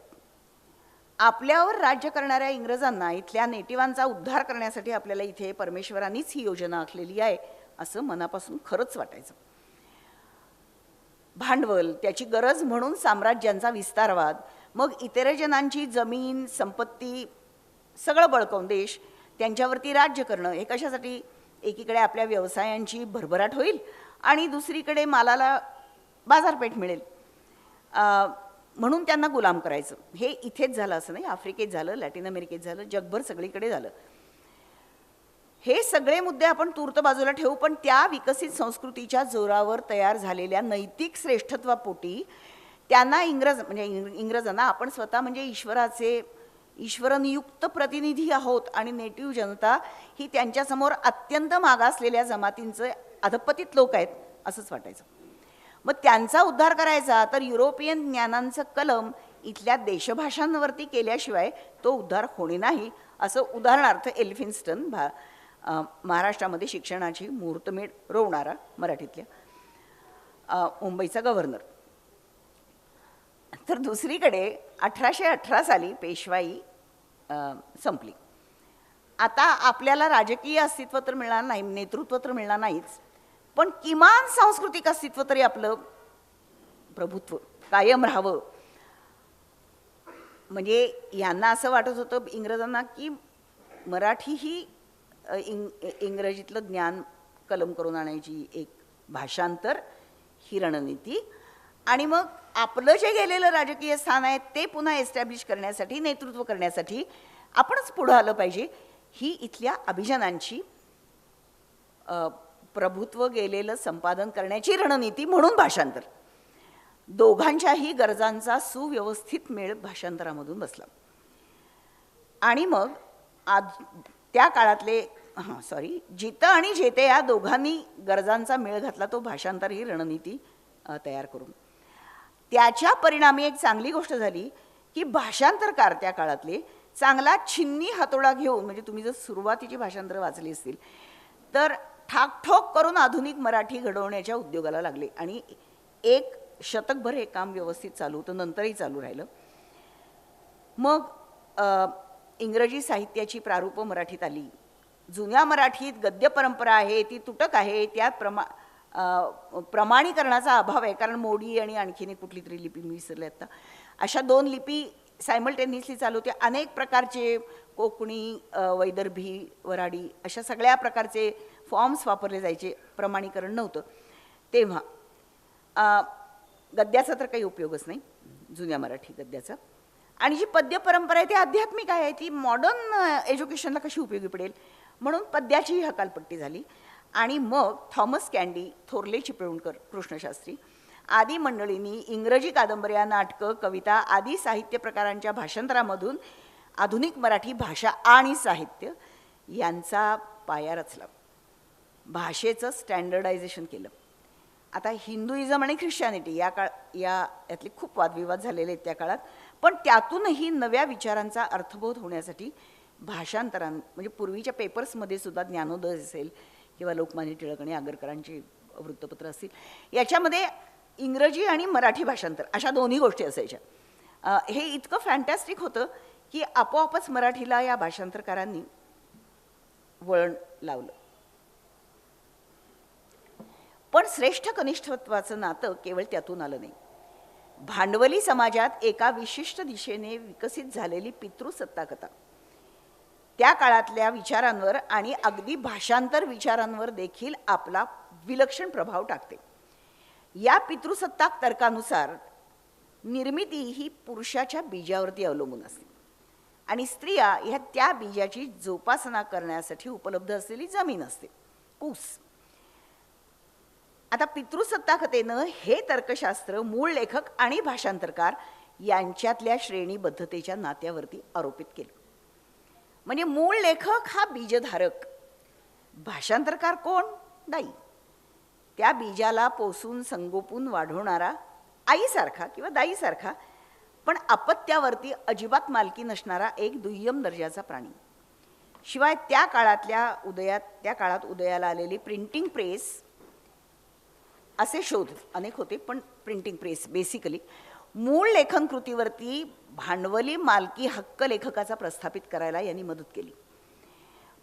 परिणामी भाषांतरकार हा मूळ लेखकाच्या तेजामध्ये नाहून निघणारा, त्याच्या कीर्तीचे 4 शिंतोडे आपल्याही अंगावर उडवून घेण्यात धन्यता मानणारा दुय्यम दर्जाचा लेखक ही प्रतिमा प्रस्थापित झाली. ती आजतागायत बदललेली नाही. त्यात अर्थातच भर पडली ती इंग्रजी भाषा शिकण्याचे साधन, एक पद्धत म्हणून भाषांतरांचा झालेला खूपसा यांत्रिक वापर. भाषांतर पाठ मला आपल्या लहानपणी, माझ्या जनरेशनच्या लहानपणी खूप जणांनी शिकली असेल. तर मग अत्यंत इथं मराठी लिस्ट, इथं इंग्लिश लिस्ट, आणि मग वाक्य दिलेली असायची, मग ती काही पण असायची, म्हणजे त्यात काही कनेक्शन नाही. म्हणजे चंद्र फार सुंदर दिसतो आणि रणभूमीवरती प्रेतांचा खच पडला होता, अशी अत्यंत काही असंबद्ध वाक्य एकत्र यायची आणि त्याच्यावरून आपण भाषांतर करून इंग्रजी भाषा शिकावी असा लोकांचा आग्रह असायचा. इंग्रजीचं जे काय आपण केलं इतकी विटंबना कशाचीही केली नसेल असो. आणि हे फक्त आपल्याकडे झालं नाही, सगळ्या वसाहती देशामध्ये हे झालं. माझ्यासारख्या एखाद्या बाईला किंवा अनेक असतील माझ्यासारखे, त्यातनंही थोडं थोडं शिकता आलं इंग्लिश, नाही असं नाही, म्हणजे काहीतरी उपयोग असावा, पण माझ्या बाबतीत माझ्या आईचाच खरं म्हणजे उपयोग झाला असो. तर भाषा ही एक जिवंत व्यवस्था आहे आणि ध्वनी आणि अर्थ यांच्यामधून तयार होणारी चिन्ह व्यवस्था आहे. ही चिन्ह आडव्या उभ्या अक्षांवरती एकमेकांशी जोडलेली असतात. शब्दांना संदर्भ असतात, सूचितार्थ, लक्षणार्थ, राजकीय अर्थ वगैरे वगैरे. आणि सामाजिक संकेतांनी वर्ग, जात, वर्ण, धर्म, प्रांतीयता इत्यादी अक्षांवरती बांधलेली ती एक संदेशवहन व्यवस्था असते. त्यात जानर असतात, शैली असतात, प्रतिमासृष्टी असतात, रूपकादी वगैरे वगैरे वगैरे खूपसे अलंकार असतात. पण हे असलं तरीसुद्धा आपल्याला अजूनही भाषांतरांबद्दलचा जुनाट विचार टाकता येत नाही. युरोपियन देशांनी, एक गंमत म्हणून सांगते तुम्हाला उदाहरण, लॉरा बोहानन नावाची एक बाई होती. तर तिला असं वाटलं की आपण आफ्रिकेत जावं आणि आपल्या उत्तुंग साहित्यिक संस्कृतीबद्दल ह्या फालतू आदिवासींना काहीतरी 4 गोष्टी सांगाव्यात. मग काय करावं? मग तिने खूप विचार केला आणि ती म्हणली हॅमलेटची गोष्ट सांगूयात. तर मग तिने हॅमलेटची गोष्ट त्या लोकांना एकत्र बोलवून आणि त्यांच्याकडे रोज थोडं थोडं थोडं थोडं अशा खास आफ्रिकन पद्धतीनुसार बैठका चालायच्या, गोष्ट सांगायला सुरुवात केली. पण तिला आलेला अनुभव इतका धक्कादायक होता, लोक तिला प्रत्येक 4 ओळींनंतर थांबायचे, थांब. एक तर या लोकांच्या संस्कृतीत भूत नावाची संकल्पनाच नाही. ते म्हणले हॅमलेटच्या बापाचं भूत म्हणजे काय, जिथून नाटक सुरू होतं हे काय खरं नाही म्हणाले. मग हॅमलेटनी त्याच्या बापाच्या खुन्याला शोधायचं, काय गरज आहे म्हणाले, असं कधी असते काय, तू अजिबात तयारी केलेली नाहीयेस. मग हॅमलेटच्या आईनी त्याच्या काकाशी लग्न केलं. आता हा हॅमलेटचा खूप मोठा प्रॉब्लेम आहे. खरं जगभरच्या विद्वानांनी ग्रंथोपग्रंथ लिहिलेले, ते लोक म्हणले यात गैर काहीच नाही आहे, आमच्याकडे असंच करतात. म्हणजे आमच्याकडे एखाद्या बाईचा नवरा मेला तर ती दिराशी लग्न करते, इतकं विचित्र नाही आहे. आपल्याकडे एक चादर मैलीसी नावाचा तुम्ही जर वाचलं बघितले असेल, कादंबरी पाहिली असेल किंवा तर तुम्हाला माहीत आहे की आपल्याकडे ही अनेक संस्कृतींमध्ये, भारतातल्या पंजाबी आहेत, कर्नाटकातल्या काही आहेत वगैरे, तिथं नवरा मेला तर दिराशी लग्न करणं ही प्रथा आहे आणि ती सर्वमान्य प्रथा आहे, कारण संपत्ती घरात राहते. एनिवे हे पितृसत्ताक लॉजिक आहे. पण शेवटी त्यांनी तिला सांगितलं की लॉराबाई तुम्ही घरी जा, परत तुमच्यातल्या एल्डर्सशी बोला, वृद्ध लोकांशी, नीट समजून घ्या गोष्ट, आणि मग आम्हाला इथे येऊन ती सांगा, तोपर्यंत अलविदा. तेव्हा तिला समजेस ना की त्यांनी इतक्या वेगवेगळ्या सॉरी बदलांना हॅमलेटमध्ये जागा करून दिली की हे वेगळं आणि भयानक हॅमलेट तयार झाले असं तिला वाटलं. आणखीन एक गंमत सांगते याच काळातली. ट्रान्सलेशन, कलोनियलिझम आणि poetics, Rabindranath Tagore in 2 worlds असा एक लेख आहे.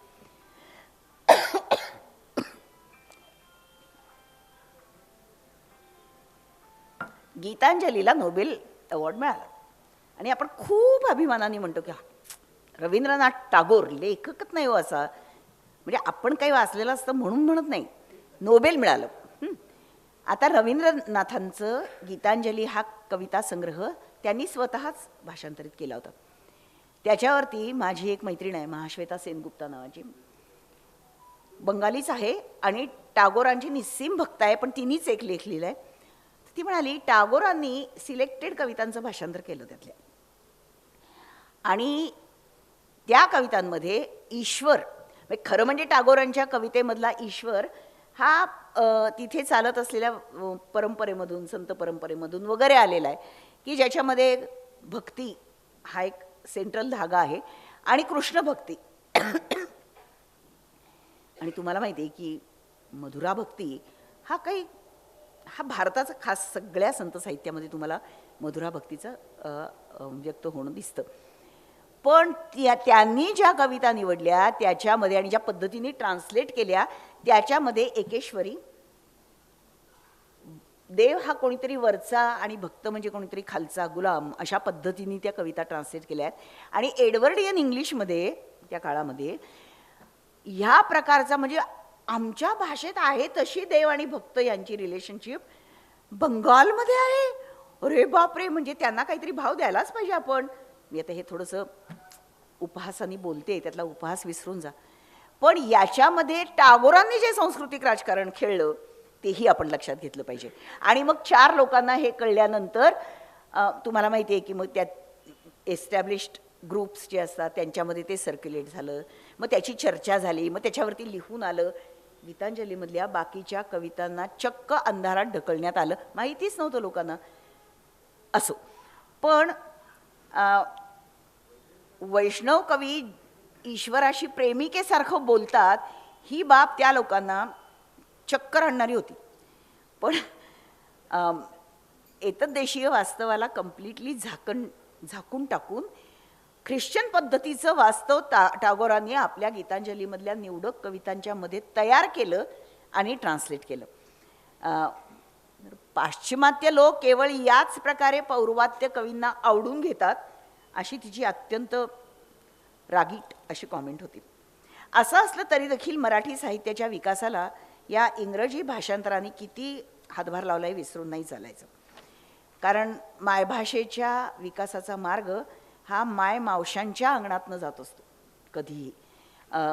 एकच भाषा म्हणजे विचार करा की मराठीत काहीच भाषांतरित साहित्य नाही आणि तुम्ही फक्त मुक्तेश्वर, ज्ञानेश्वर, तुकाराम, जनाबाई क्वचित, पण नासी फडके आणि प्रभृती अनेक लोक वाचता आहात, तर तुमचं काय होईल जर तुम्हाला एखादा चार्ल्स डिकन्स किंवा एखादी लोलिता ही सगळी मंडळी आणि त्यांनी तयार केलेली कॅरेक्टर्स भेटली नाहीत, तर तुमच्या संवेदनशीलतेच्या कक्षा वाढणार तरी कशा? म्हणजे कसा भाषांतराचा परिणाम होतो याचं एडिथ ग्रॉसमन या खूप मोठ्या विख्यात भाषांतरकार आहेत, तर त्यांनी एका ठिकाणी असं म्हटलंय त्यांच्या पुस्तकामध्ये की भाषांतर फक्त एकाच संस्कृतीवर प्रभाव टाकतं असं नाही, अक्रॉस कल्चर्स भाषांतराचा प्रभाव होतो. म्हणजे सर्वांटिसची डॉन किहोते ही कादंबरी तुम्हाला माहिती आहे. या कादंबरीच्या इंग्रजी भाषांतरामुळे इंग्रजी भाषेची शैली बदलली. इतकंच नाही तर या साहित्य प्रकार म्हणजे कादंबरी या साहित्य प्रकाराचा पाया घालणाऱ्या हेनरी फिल्डिंग या लेखकावर डॉन किहोतेचा इतका प्रभाव पडला की 18व्या शतकातल्या कादंबरीचं स्वरूपच बदललं. फॉकनर हा नंतरचा प्रख्यात इंग्रजी लेखक. स्पॅनिश वाचकांना फॉकनर वाचणं सोपं जातं कारण त्याची स्टाईल डॉन किहोतेची आहे. जगप्रसिद्ध कोलंबियन लेखक गॅब्रिएल गार्सिया मार्केज हे आपल्या सगळ्यांना परिचित असलेलं नाव आहे, त्याची आपण कादंबऱ्याही वाचलेल्या आहेत.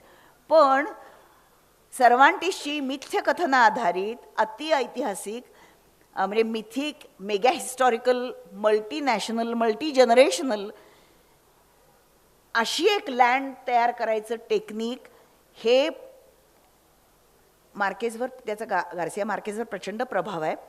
इतकंच नव्हे, टोनी मॉरिसन अमेरिकन लेखिका आहे, तिच्यावरती हा प्रभाव आहे. तुम्ही तिच्या जर कादंबऱ्या वाचल्यात तर सलमान रश्दी ह्याच्यावरती सुद्धा आपण खूप अभिमानाने सांगतो सलमान रश्दी भारतीय लेखक आहे, त्याच्यावरती प्रभाव आहे तो भारतीय कथाकथनाचा नाही, तो प्रभाव सर्वांटिसचा आहे. म्हणजे अनेक जनरेशन लेखकांच्या इथून आलेल्या. तर मुद्दा असा की प्रभावांची साखळी वेगवेगळ्या भाषिक आणि साहित्यिक मर्यादा व्यवस्था ओलांडून पलीकडे जात असते. म्हणून भाषांतराचा प्रभाव वाङ्मयीन संस्कृतीच्या लेखकांवर देखील पडत असतो. आता मराठी साहित्याकडे वळलो तर कादंबरी, कविता, नाटक अशा अनेक साहित्य प्रकारांची मराठीतली वाढ बघितली तर त्या प्रभावांचं, ती बरी आहे का वाईट आहे ह्याच्याबद्दल मी बोलत नाही. ओके, राजीव नाईक कदाचित माझ्यापेक्षा अधिक चांगलं नाटकाबद्दल त्याच्याबद्दल बोलू शकतील.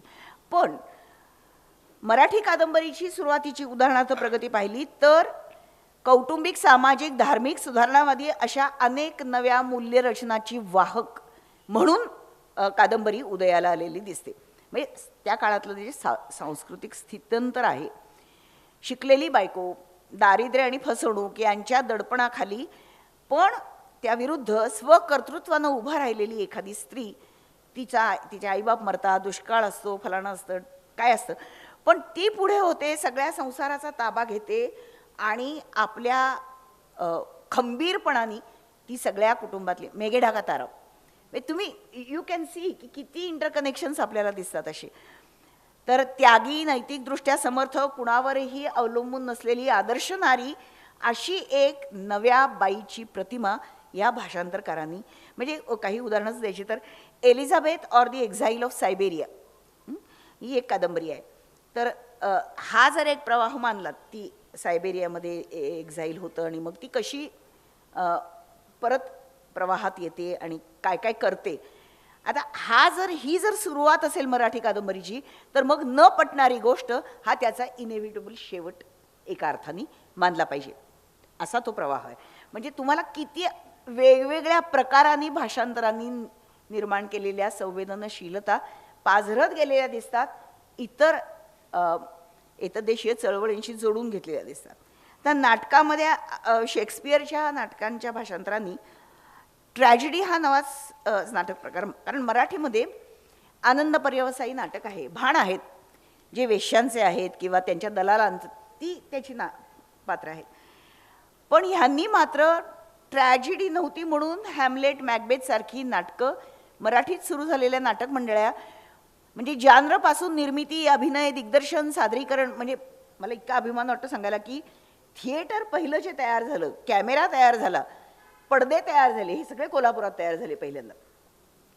तिथून लोकांनी ते टेक्निक उचललं.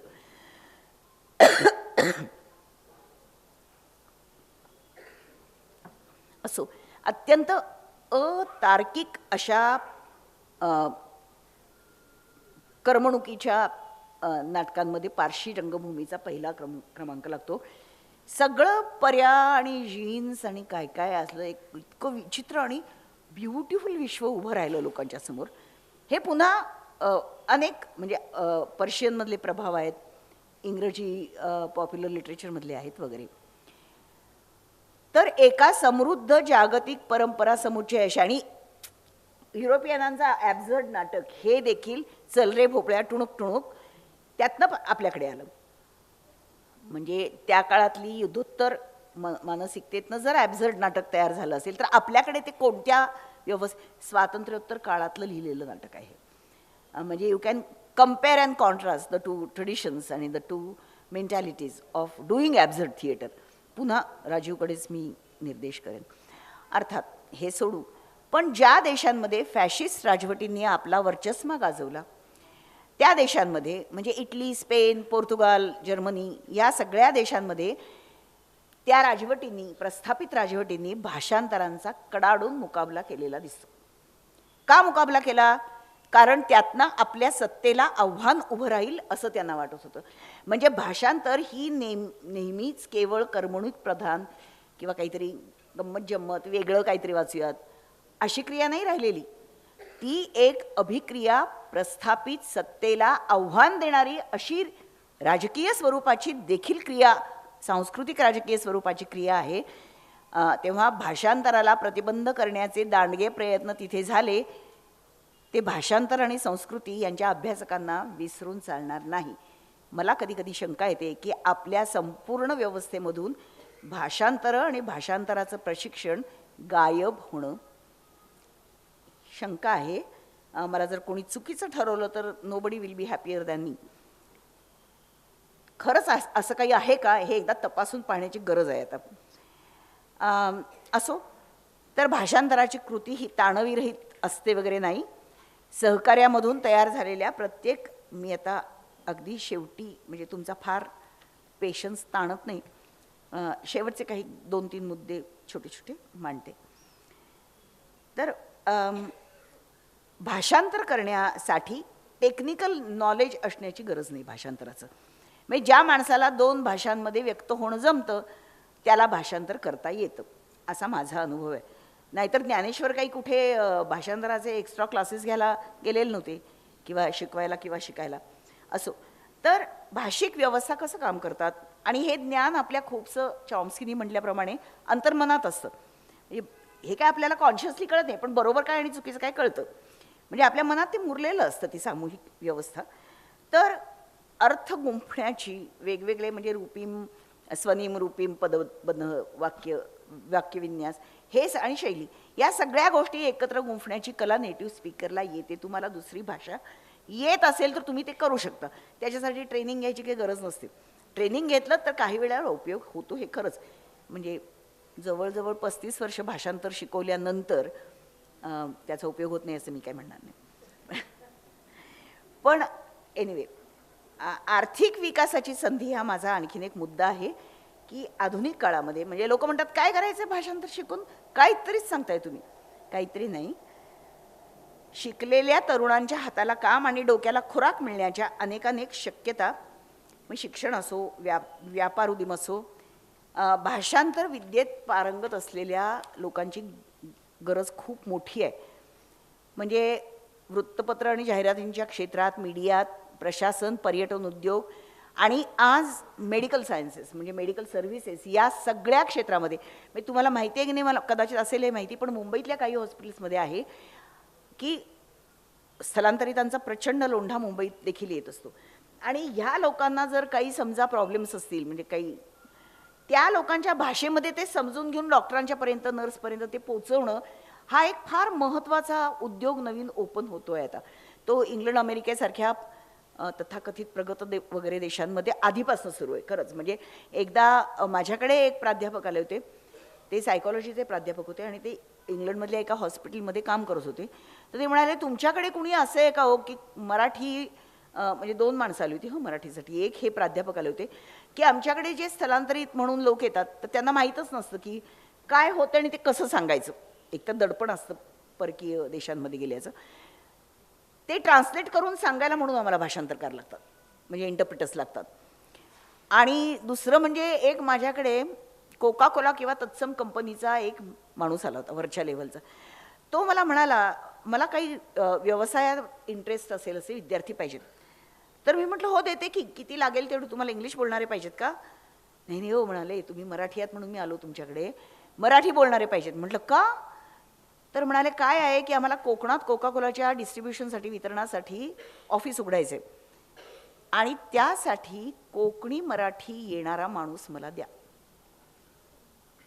म्हणजे त्या दिवशी मला खरंच एक कल्चरल शॉकच बसला की आपण ज्या भाषेला आपल्या मराठी असं म्हणून हिणवतो, त्या भाषेच्या शोधामध्ये एक माणूस एका विद्यापीठाच्या, तेव्हा मी प्रकुलगुरू होते, पण प्रकुलगुरूंच्या ऑफिसचा दरवाजा ठोठवून प्लीज मला कोणीतरी द्या असं मागणी करत येतो.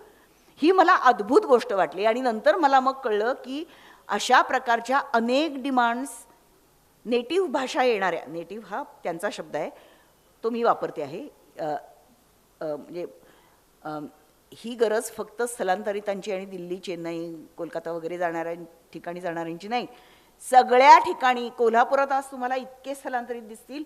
आमच्याकडचे बहुतेक सुतार आणि मजूर गवंडी बिहारी असतात. त्यांना सांगताच येत नाही त्यांना काय होतं, ते बोलता सुद्धा येत नाही. म्हणजे कामं घेतात तेवढ्यापुरते त्याचा काही भाषा येते ती, पण अदरवाईज त्यांना येत नाही. असो, थोडक्यात आधुनिकीकरणाने आणि जागतिकीकरणाने उत्पादक प्रक्रियांचं जाळं, नव्या नव्या तंत्रसाधनांचा विकास, वापर, मोबाईल, कॉम्प्युटर्स यासारख्या अत्यंत सवयीच्या झालेल्या आणि सर्वदूर वापरल्या जाणाऱ्या माध्यमांकडून या संस्कृतीला लागणारी भाषांतरकारांची निवड खूप महत्त्वाची आहे. म्हणजे साधी गोष्ट, अवतार बघायला आमच्या आंध्र प्रदेशमध्ये प्रचंड गर्दी. तर मी म्हटलं इतकं कसं कळतंय बाबा आंध्र प्रदेशमधल्या लोकांना हिंदी, तेव्हा तेलंगणा झालं नव्हतं. तर मला कोणीतरी म्हटलं, त्या मॅडम तुम्हाला माहिती आहे का, त्या संस्कृतीमध्ये म्हणजे अवतार बनवणाऱ्यांनी आधी तेलुगू सबटायटल्स तयार केली आणि मग भारतामध्ये वितरित. तर हिंदी, तेलुगू, तमिळही असेल कदाचित, या 2-3 महत्त्वाच्या भाषांमध्ये सबटायटल्स करून सिनेमा प्रदर्शित केला आणि त्यांचा नफा ॲस्ट्रॉनॉमिकल वाढला.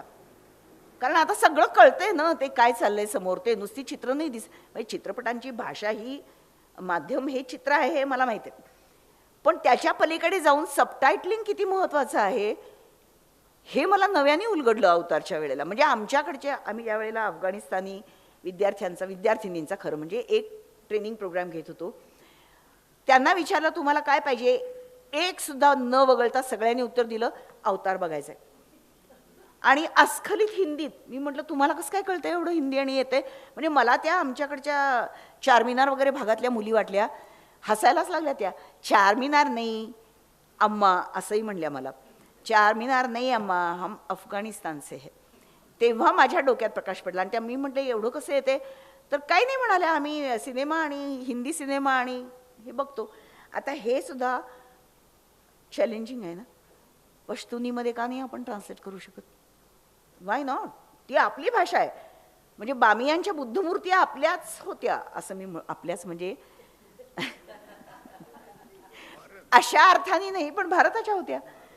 हां, पण खरं म्हणजे विद्यापीठांना हे कार्यक्रम करता येतील की नाही, इतकी भाराभर भाषांची वेगळी वेगळी वेगळी सगळी वायली वायली डिपार्टमेंट एक दुसऱ्याशी भांडणार. मराठीचं कन्नडशी भांडण, कन्नड तमिळशी भांडणार. म्हणजे नांदेडला उदाहरण ते भांडतात असं नाही मला म्हणायचं, पण त्यांच्याकडे एक डिपार्टमेंट ऑफ लँग्वेजेस आहे आणि फायदा होतो त्याचा. पण आमच्याकडे अशी सुबुद्धी आमच्या कुणालाही होत नाही. म्हणजे मला मुंबईतली काय परिस्थिती माहिती, पण पुण्यात तर नाही आहे मला वाटतं. बहुभाषिक असं एक डिपार्टमेंट की जिथे सगळे आनंदाने नांदतायत, म्हणतील पण खेळतील, बोलतील, वादविवाद घालतील पण नाही. आपल्याला जे जे परकत येते त्याज असं मानण्याचा हा काळ आहे.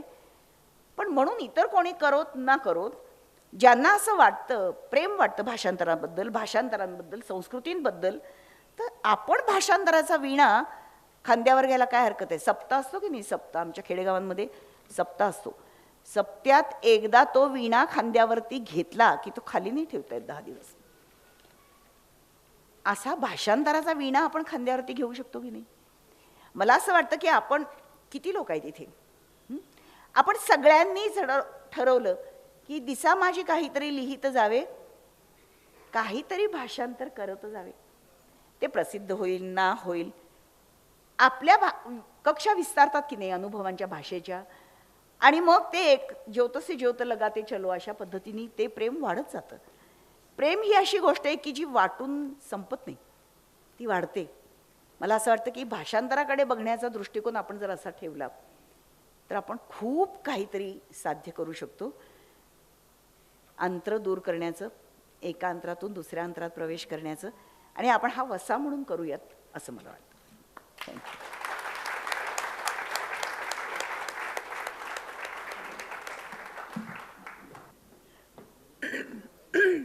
भाषांतरावर खरोखर माया करणारी माया पंडित, आणि तिने अतिशय भाषांतर म्हणजे काय इथपासून सुरू करून भाषांतराच्या संलग्न अनेक क्षेत्रांना स्पर्श केला आणि अतिशय सुंदर विस्तृत असं विवेचन केलं.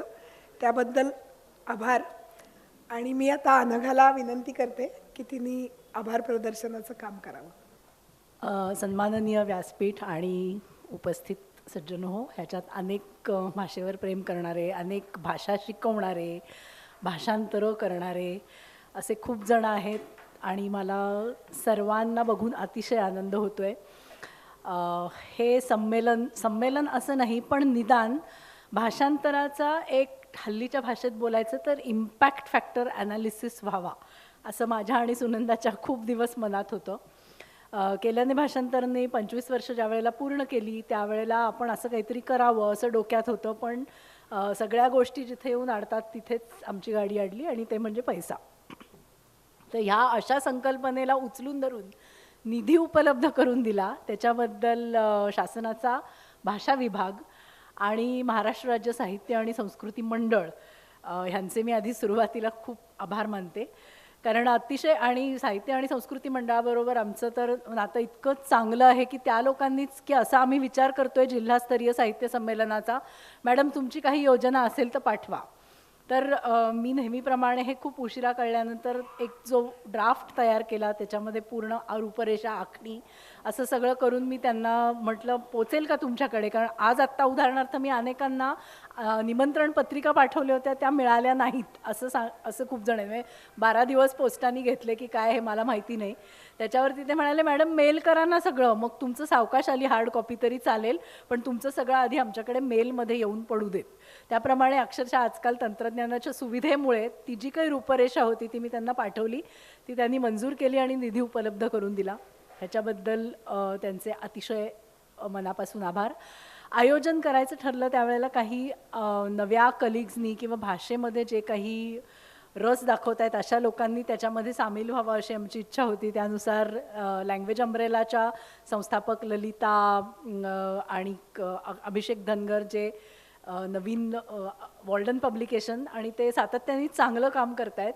भाषांतरित साहित्य तर ते प्रकाशित करतातच, परंतु एकंदर पुस्तकांची निवड आणि त्यांचा दर्जा हे खूप चांगलं राखणारे ते असे एक साक्षेपी संपादक म्हणून विकसित होत आहेत. ते दोघंजण आम्हाला, ललिता मराठे आणि अभिषेक धनगर हे जॉईन झाले, त्यामुळे आमचा आनंद अर्थातच द्विगुणित झाला. ललितांनी अनेक तांत्रिक गोष्टी आणि आयोजन ह्याच्यामध्ये खूप मोठी भूमिका निभावली, त्याच्याबद्दल ललिताचे पण मनापासून आभार.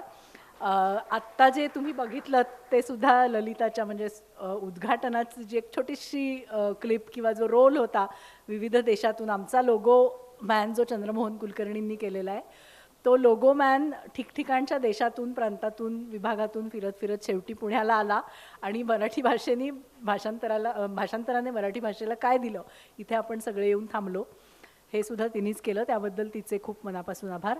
वंदना कुलकर्णी ही आमची केल्याने भाषांतरला अनेक दिवसांपासून जोडलेली मैत्रीण आहे.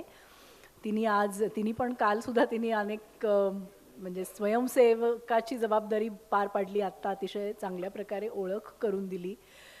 त्याच्याबद्दल त्यांचे मनापासून आभार. हे सर्व आयोजन, त्याची प्रसिद्धी व्यवस्था हे सुनंदा पाहत होती. त्याच्यामध्ये आपल्याला आज व्हिडिओग्राफी करणारे, ऑडिओ व्हिडिओ रेकॉर्डिंग करणारे, आणि आनंदाची गोष्ट म्हणजे ते अतिशय प्रोफेशनल तर आहेतच, पण त्याच्या पुढे जाऊन आपण हे सगळं रेकॉर्डिंग शक्यतोवर यूट्यूबवर उपलब्ध होईल आणि सगळ्यांना ते नंतरही ॲक्सेस करता येईल. कारण आमची योजना अशी होती की अनेक लोक असे आहेत की ज्यांनी नोंदणी केली परंतु प्रत्यक्ष इथे येणं शक्य होणार नाही, तर त्या सर्वांना आपण ईमेलवरती ती यूट्यूबची लिंक पाठवू आणि ती यूट्यूबची लिंक एक ओपन सर्वांना ॲक्सेसिबल राहील अशी व्यवस्था करू.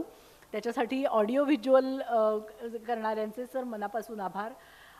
पुण्याई सभागृहाची ही जी सगळी व्यवस्था त्यांनी केली आहे, ध्वनिमुद्रण हे ते.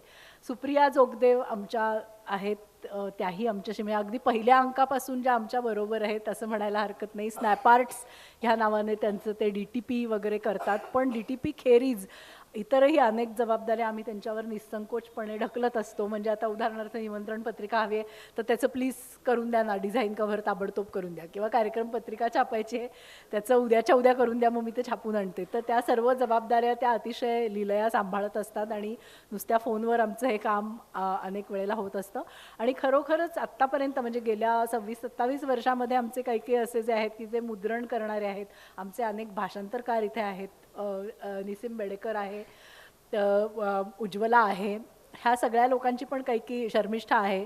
त्यांची भाषांतरं म्हणजे भाषांतर ह्या प्रक्रियेशी तर ते जोडलेले आहेतच आणि त्याच्या थ्रू ते केल्याने भाषांतरशी सुद्धा गेली अनेक वर्ष संलग्न असणारे लोक आहेत. त्या सर्वांना बघून मला अतिशय आनंद होतोय.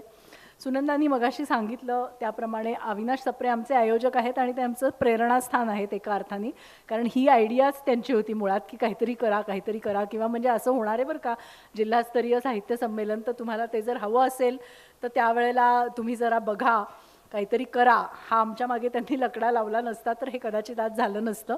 त्यामुळे मी मायानी सांगितल्याप्रमाणे त्यांचे मी काय आभार मानत नाही फॉर्मली, कारण ते आमच्यातलेच एक आहेत, पण एक कार्यक्रम करण्यासाठी म्हणून निमित्त लागतं किंवा ऊर्जा लागते, ती त्यांनी मात्र अत्यंत कायम वेळोवेळी पुरवलेली आहे.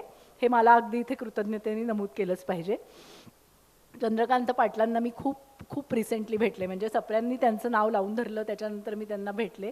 आमची खूप विस्तृत चर्चा झाली भाषांतरावरती आणि त्यांनी खरं तर ते म्हणाले आता मला जे सांगायचं आहे ते तशा अर्थाने सांगून झालेलं आहे. मी म्हटलं असं जरी असलं तरीसुद्धा तुम्ही तिथे येणं हे आमच्यासाठी खूप महत्त्वाचं आहे. आणि खरोखर ते आज इथे आले आणि त्यांनी काही दिशादर्शक म्हणजे भाषांतर हा खरं तर सगळ्यात महत्त्वाचा मुद्दा आहे आणि तो पुढे चर्चेला जाणार आहे की कुठल्या संहितेचं भाषांतर करायचं, निवडीचे निकष काय असतात आणि भाषांतर का होतात, हा ह्याच्या मागचा आहे की का करायचं भाषांतर, म्हणजे त्याच्यामागे काय आर्थिक प्रेरणा आहे का, धार्मिक प्रेरणा आहे का, सामाजिक प्रेरणा आहे का, केवळ मला आवडतं म्हणून. हा एक खूप महत्त्वाचा मुद्दा आहे जो चर्चेला गेला पाहिजे आणि आज तो चर्चेला जाईल अशी माझी अपेक्षा आहे. आणि का करायचं हे त्या भाषांतर करायला स्पष्ट जर असेल तर जे भाषांतर तयार होतं ते मग पुढे पिढ्यानुपिढ्या एक अंमल गाजवत राहतं त्या भाषांतराच्या भाषेच्या संस्कृतीवर, समाजावर आणि सगळीचकडे. तर त्या दृष्टीने आजचे जे सगळे वक्ते आहेत ते अतिशय नामवंत आणि नामांकित वक्ते आहेत. त्यामध्ये मी अरुणा ढेरे, निलिमा गुंडी, नितीन रिंडे ज्यांचं आत्ता सेशन आपण ताबडतोब सुरू करणार आहोत. स्टेजवर खाली येण्या जाण्यात जो काही वेळ जाईल तोपर्यंत प्रेक्षकांना इथे चहाची व्यवस्था केलेली आहे. तुम्ही चहा घ्यायला सुरुवात केलीत तरी हरकत नाही. इथेच स्टेजच्या उजव्या हाताला चहाचा काउंटर आहे, तर आपण चहा घेता घेता सुद्धा ऐकू शकता. तर सर्वांचे अतिशय उपस्थित सर्व प्रेक्षकांचेही अतिशय मनापासून आभार. पुढच्या सेशनमध्ये जास्वंदी वांबुरकर, करुणा गोखले आणि अवधूत डोंगरे हे तिघजण आहेत लंच नंतरच्या सेशनमध्ये. तर त्यांनाही असंच आपण स्टेजवर त्या वेळेला आमंत्रित करू आणि शक्यतो अनइंटरप्टेड अशा प्रकारे आपण ही सेशन्स चालू ठेवण्याचा प्रयत्न करू. एक असं खूप जड असं नाही म्हणणार मी, पण अतिशय डेन्स किंवा ज्याच्यामधून खूप विचारांना दिशा मिळू शकेल अशा पद्धतीची आपली सगळी सेशन्स आहेत. तर त्या दृष्टीने आपण मध्ये अजिबात तसा वेळ गमवत नाही आहोत. सर्वांचे मी अतिशय मनापासून आभार मानते. जर कोणी राहिलं असेल तर चूकभूल द्यावी घ्यावी आणि हे आभार परत एकदा शेवटी आपण समारोपाच्या सत्राच्या वेळेला मानूच या. पण आता विनंती अशी आहे की पहिलं सत्र आपलं संपलं आहे.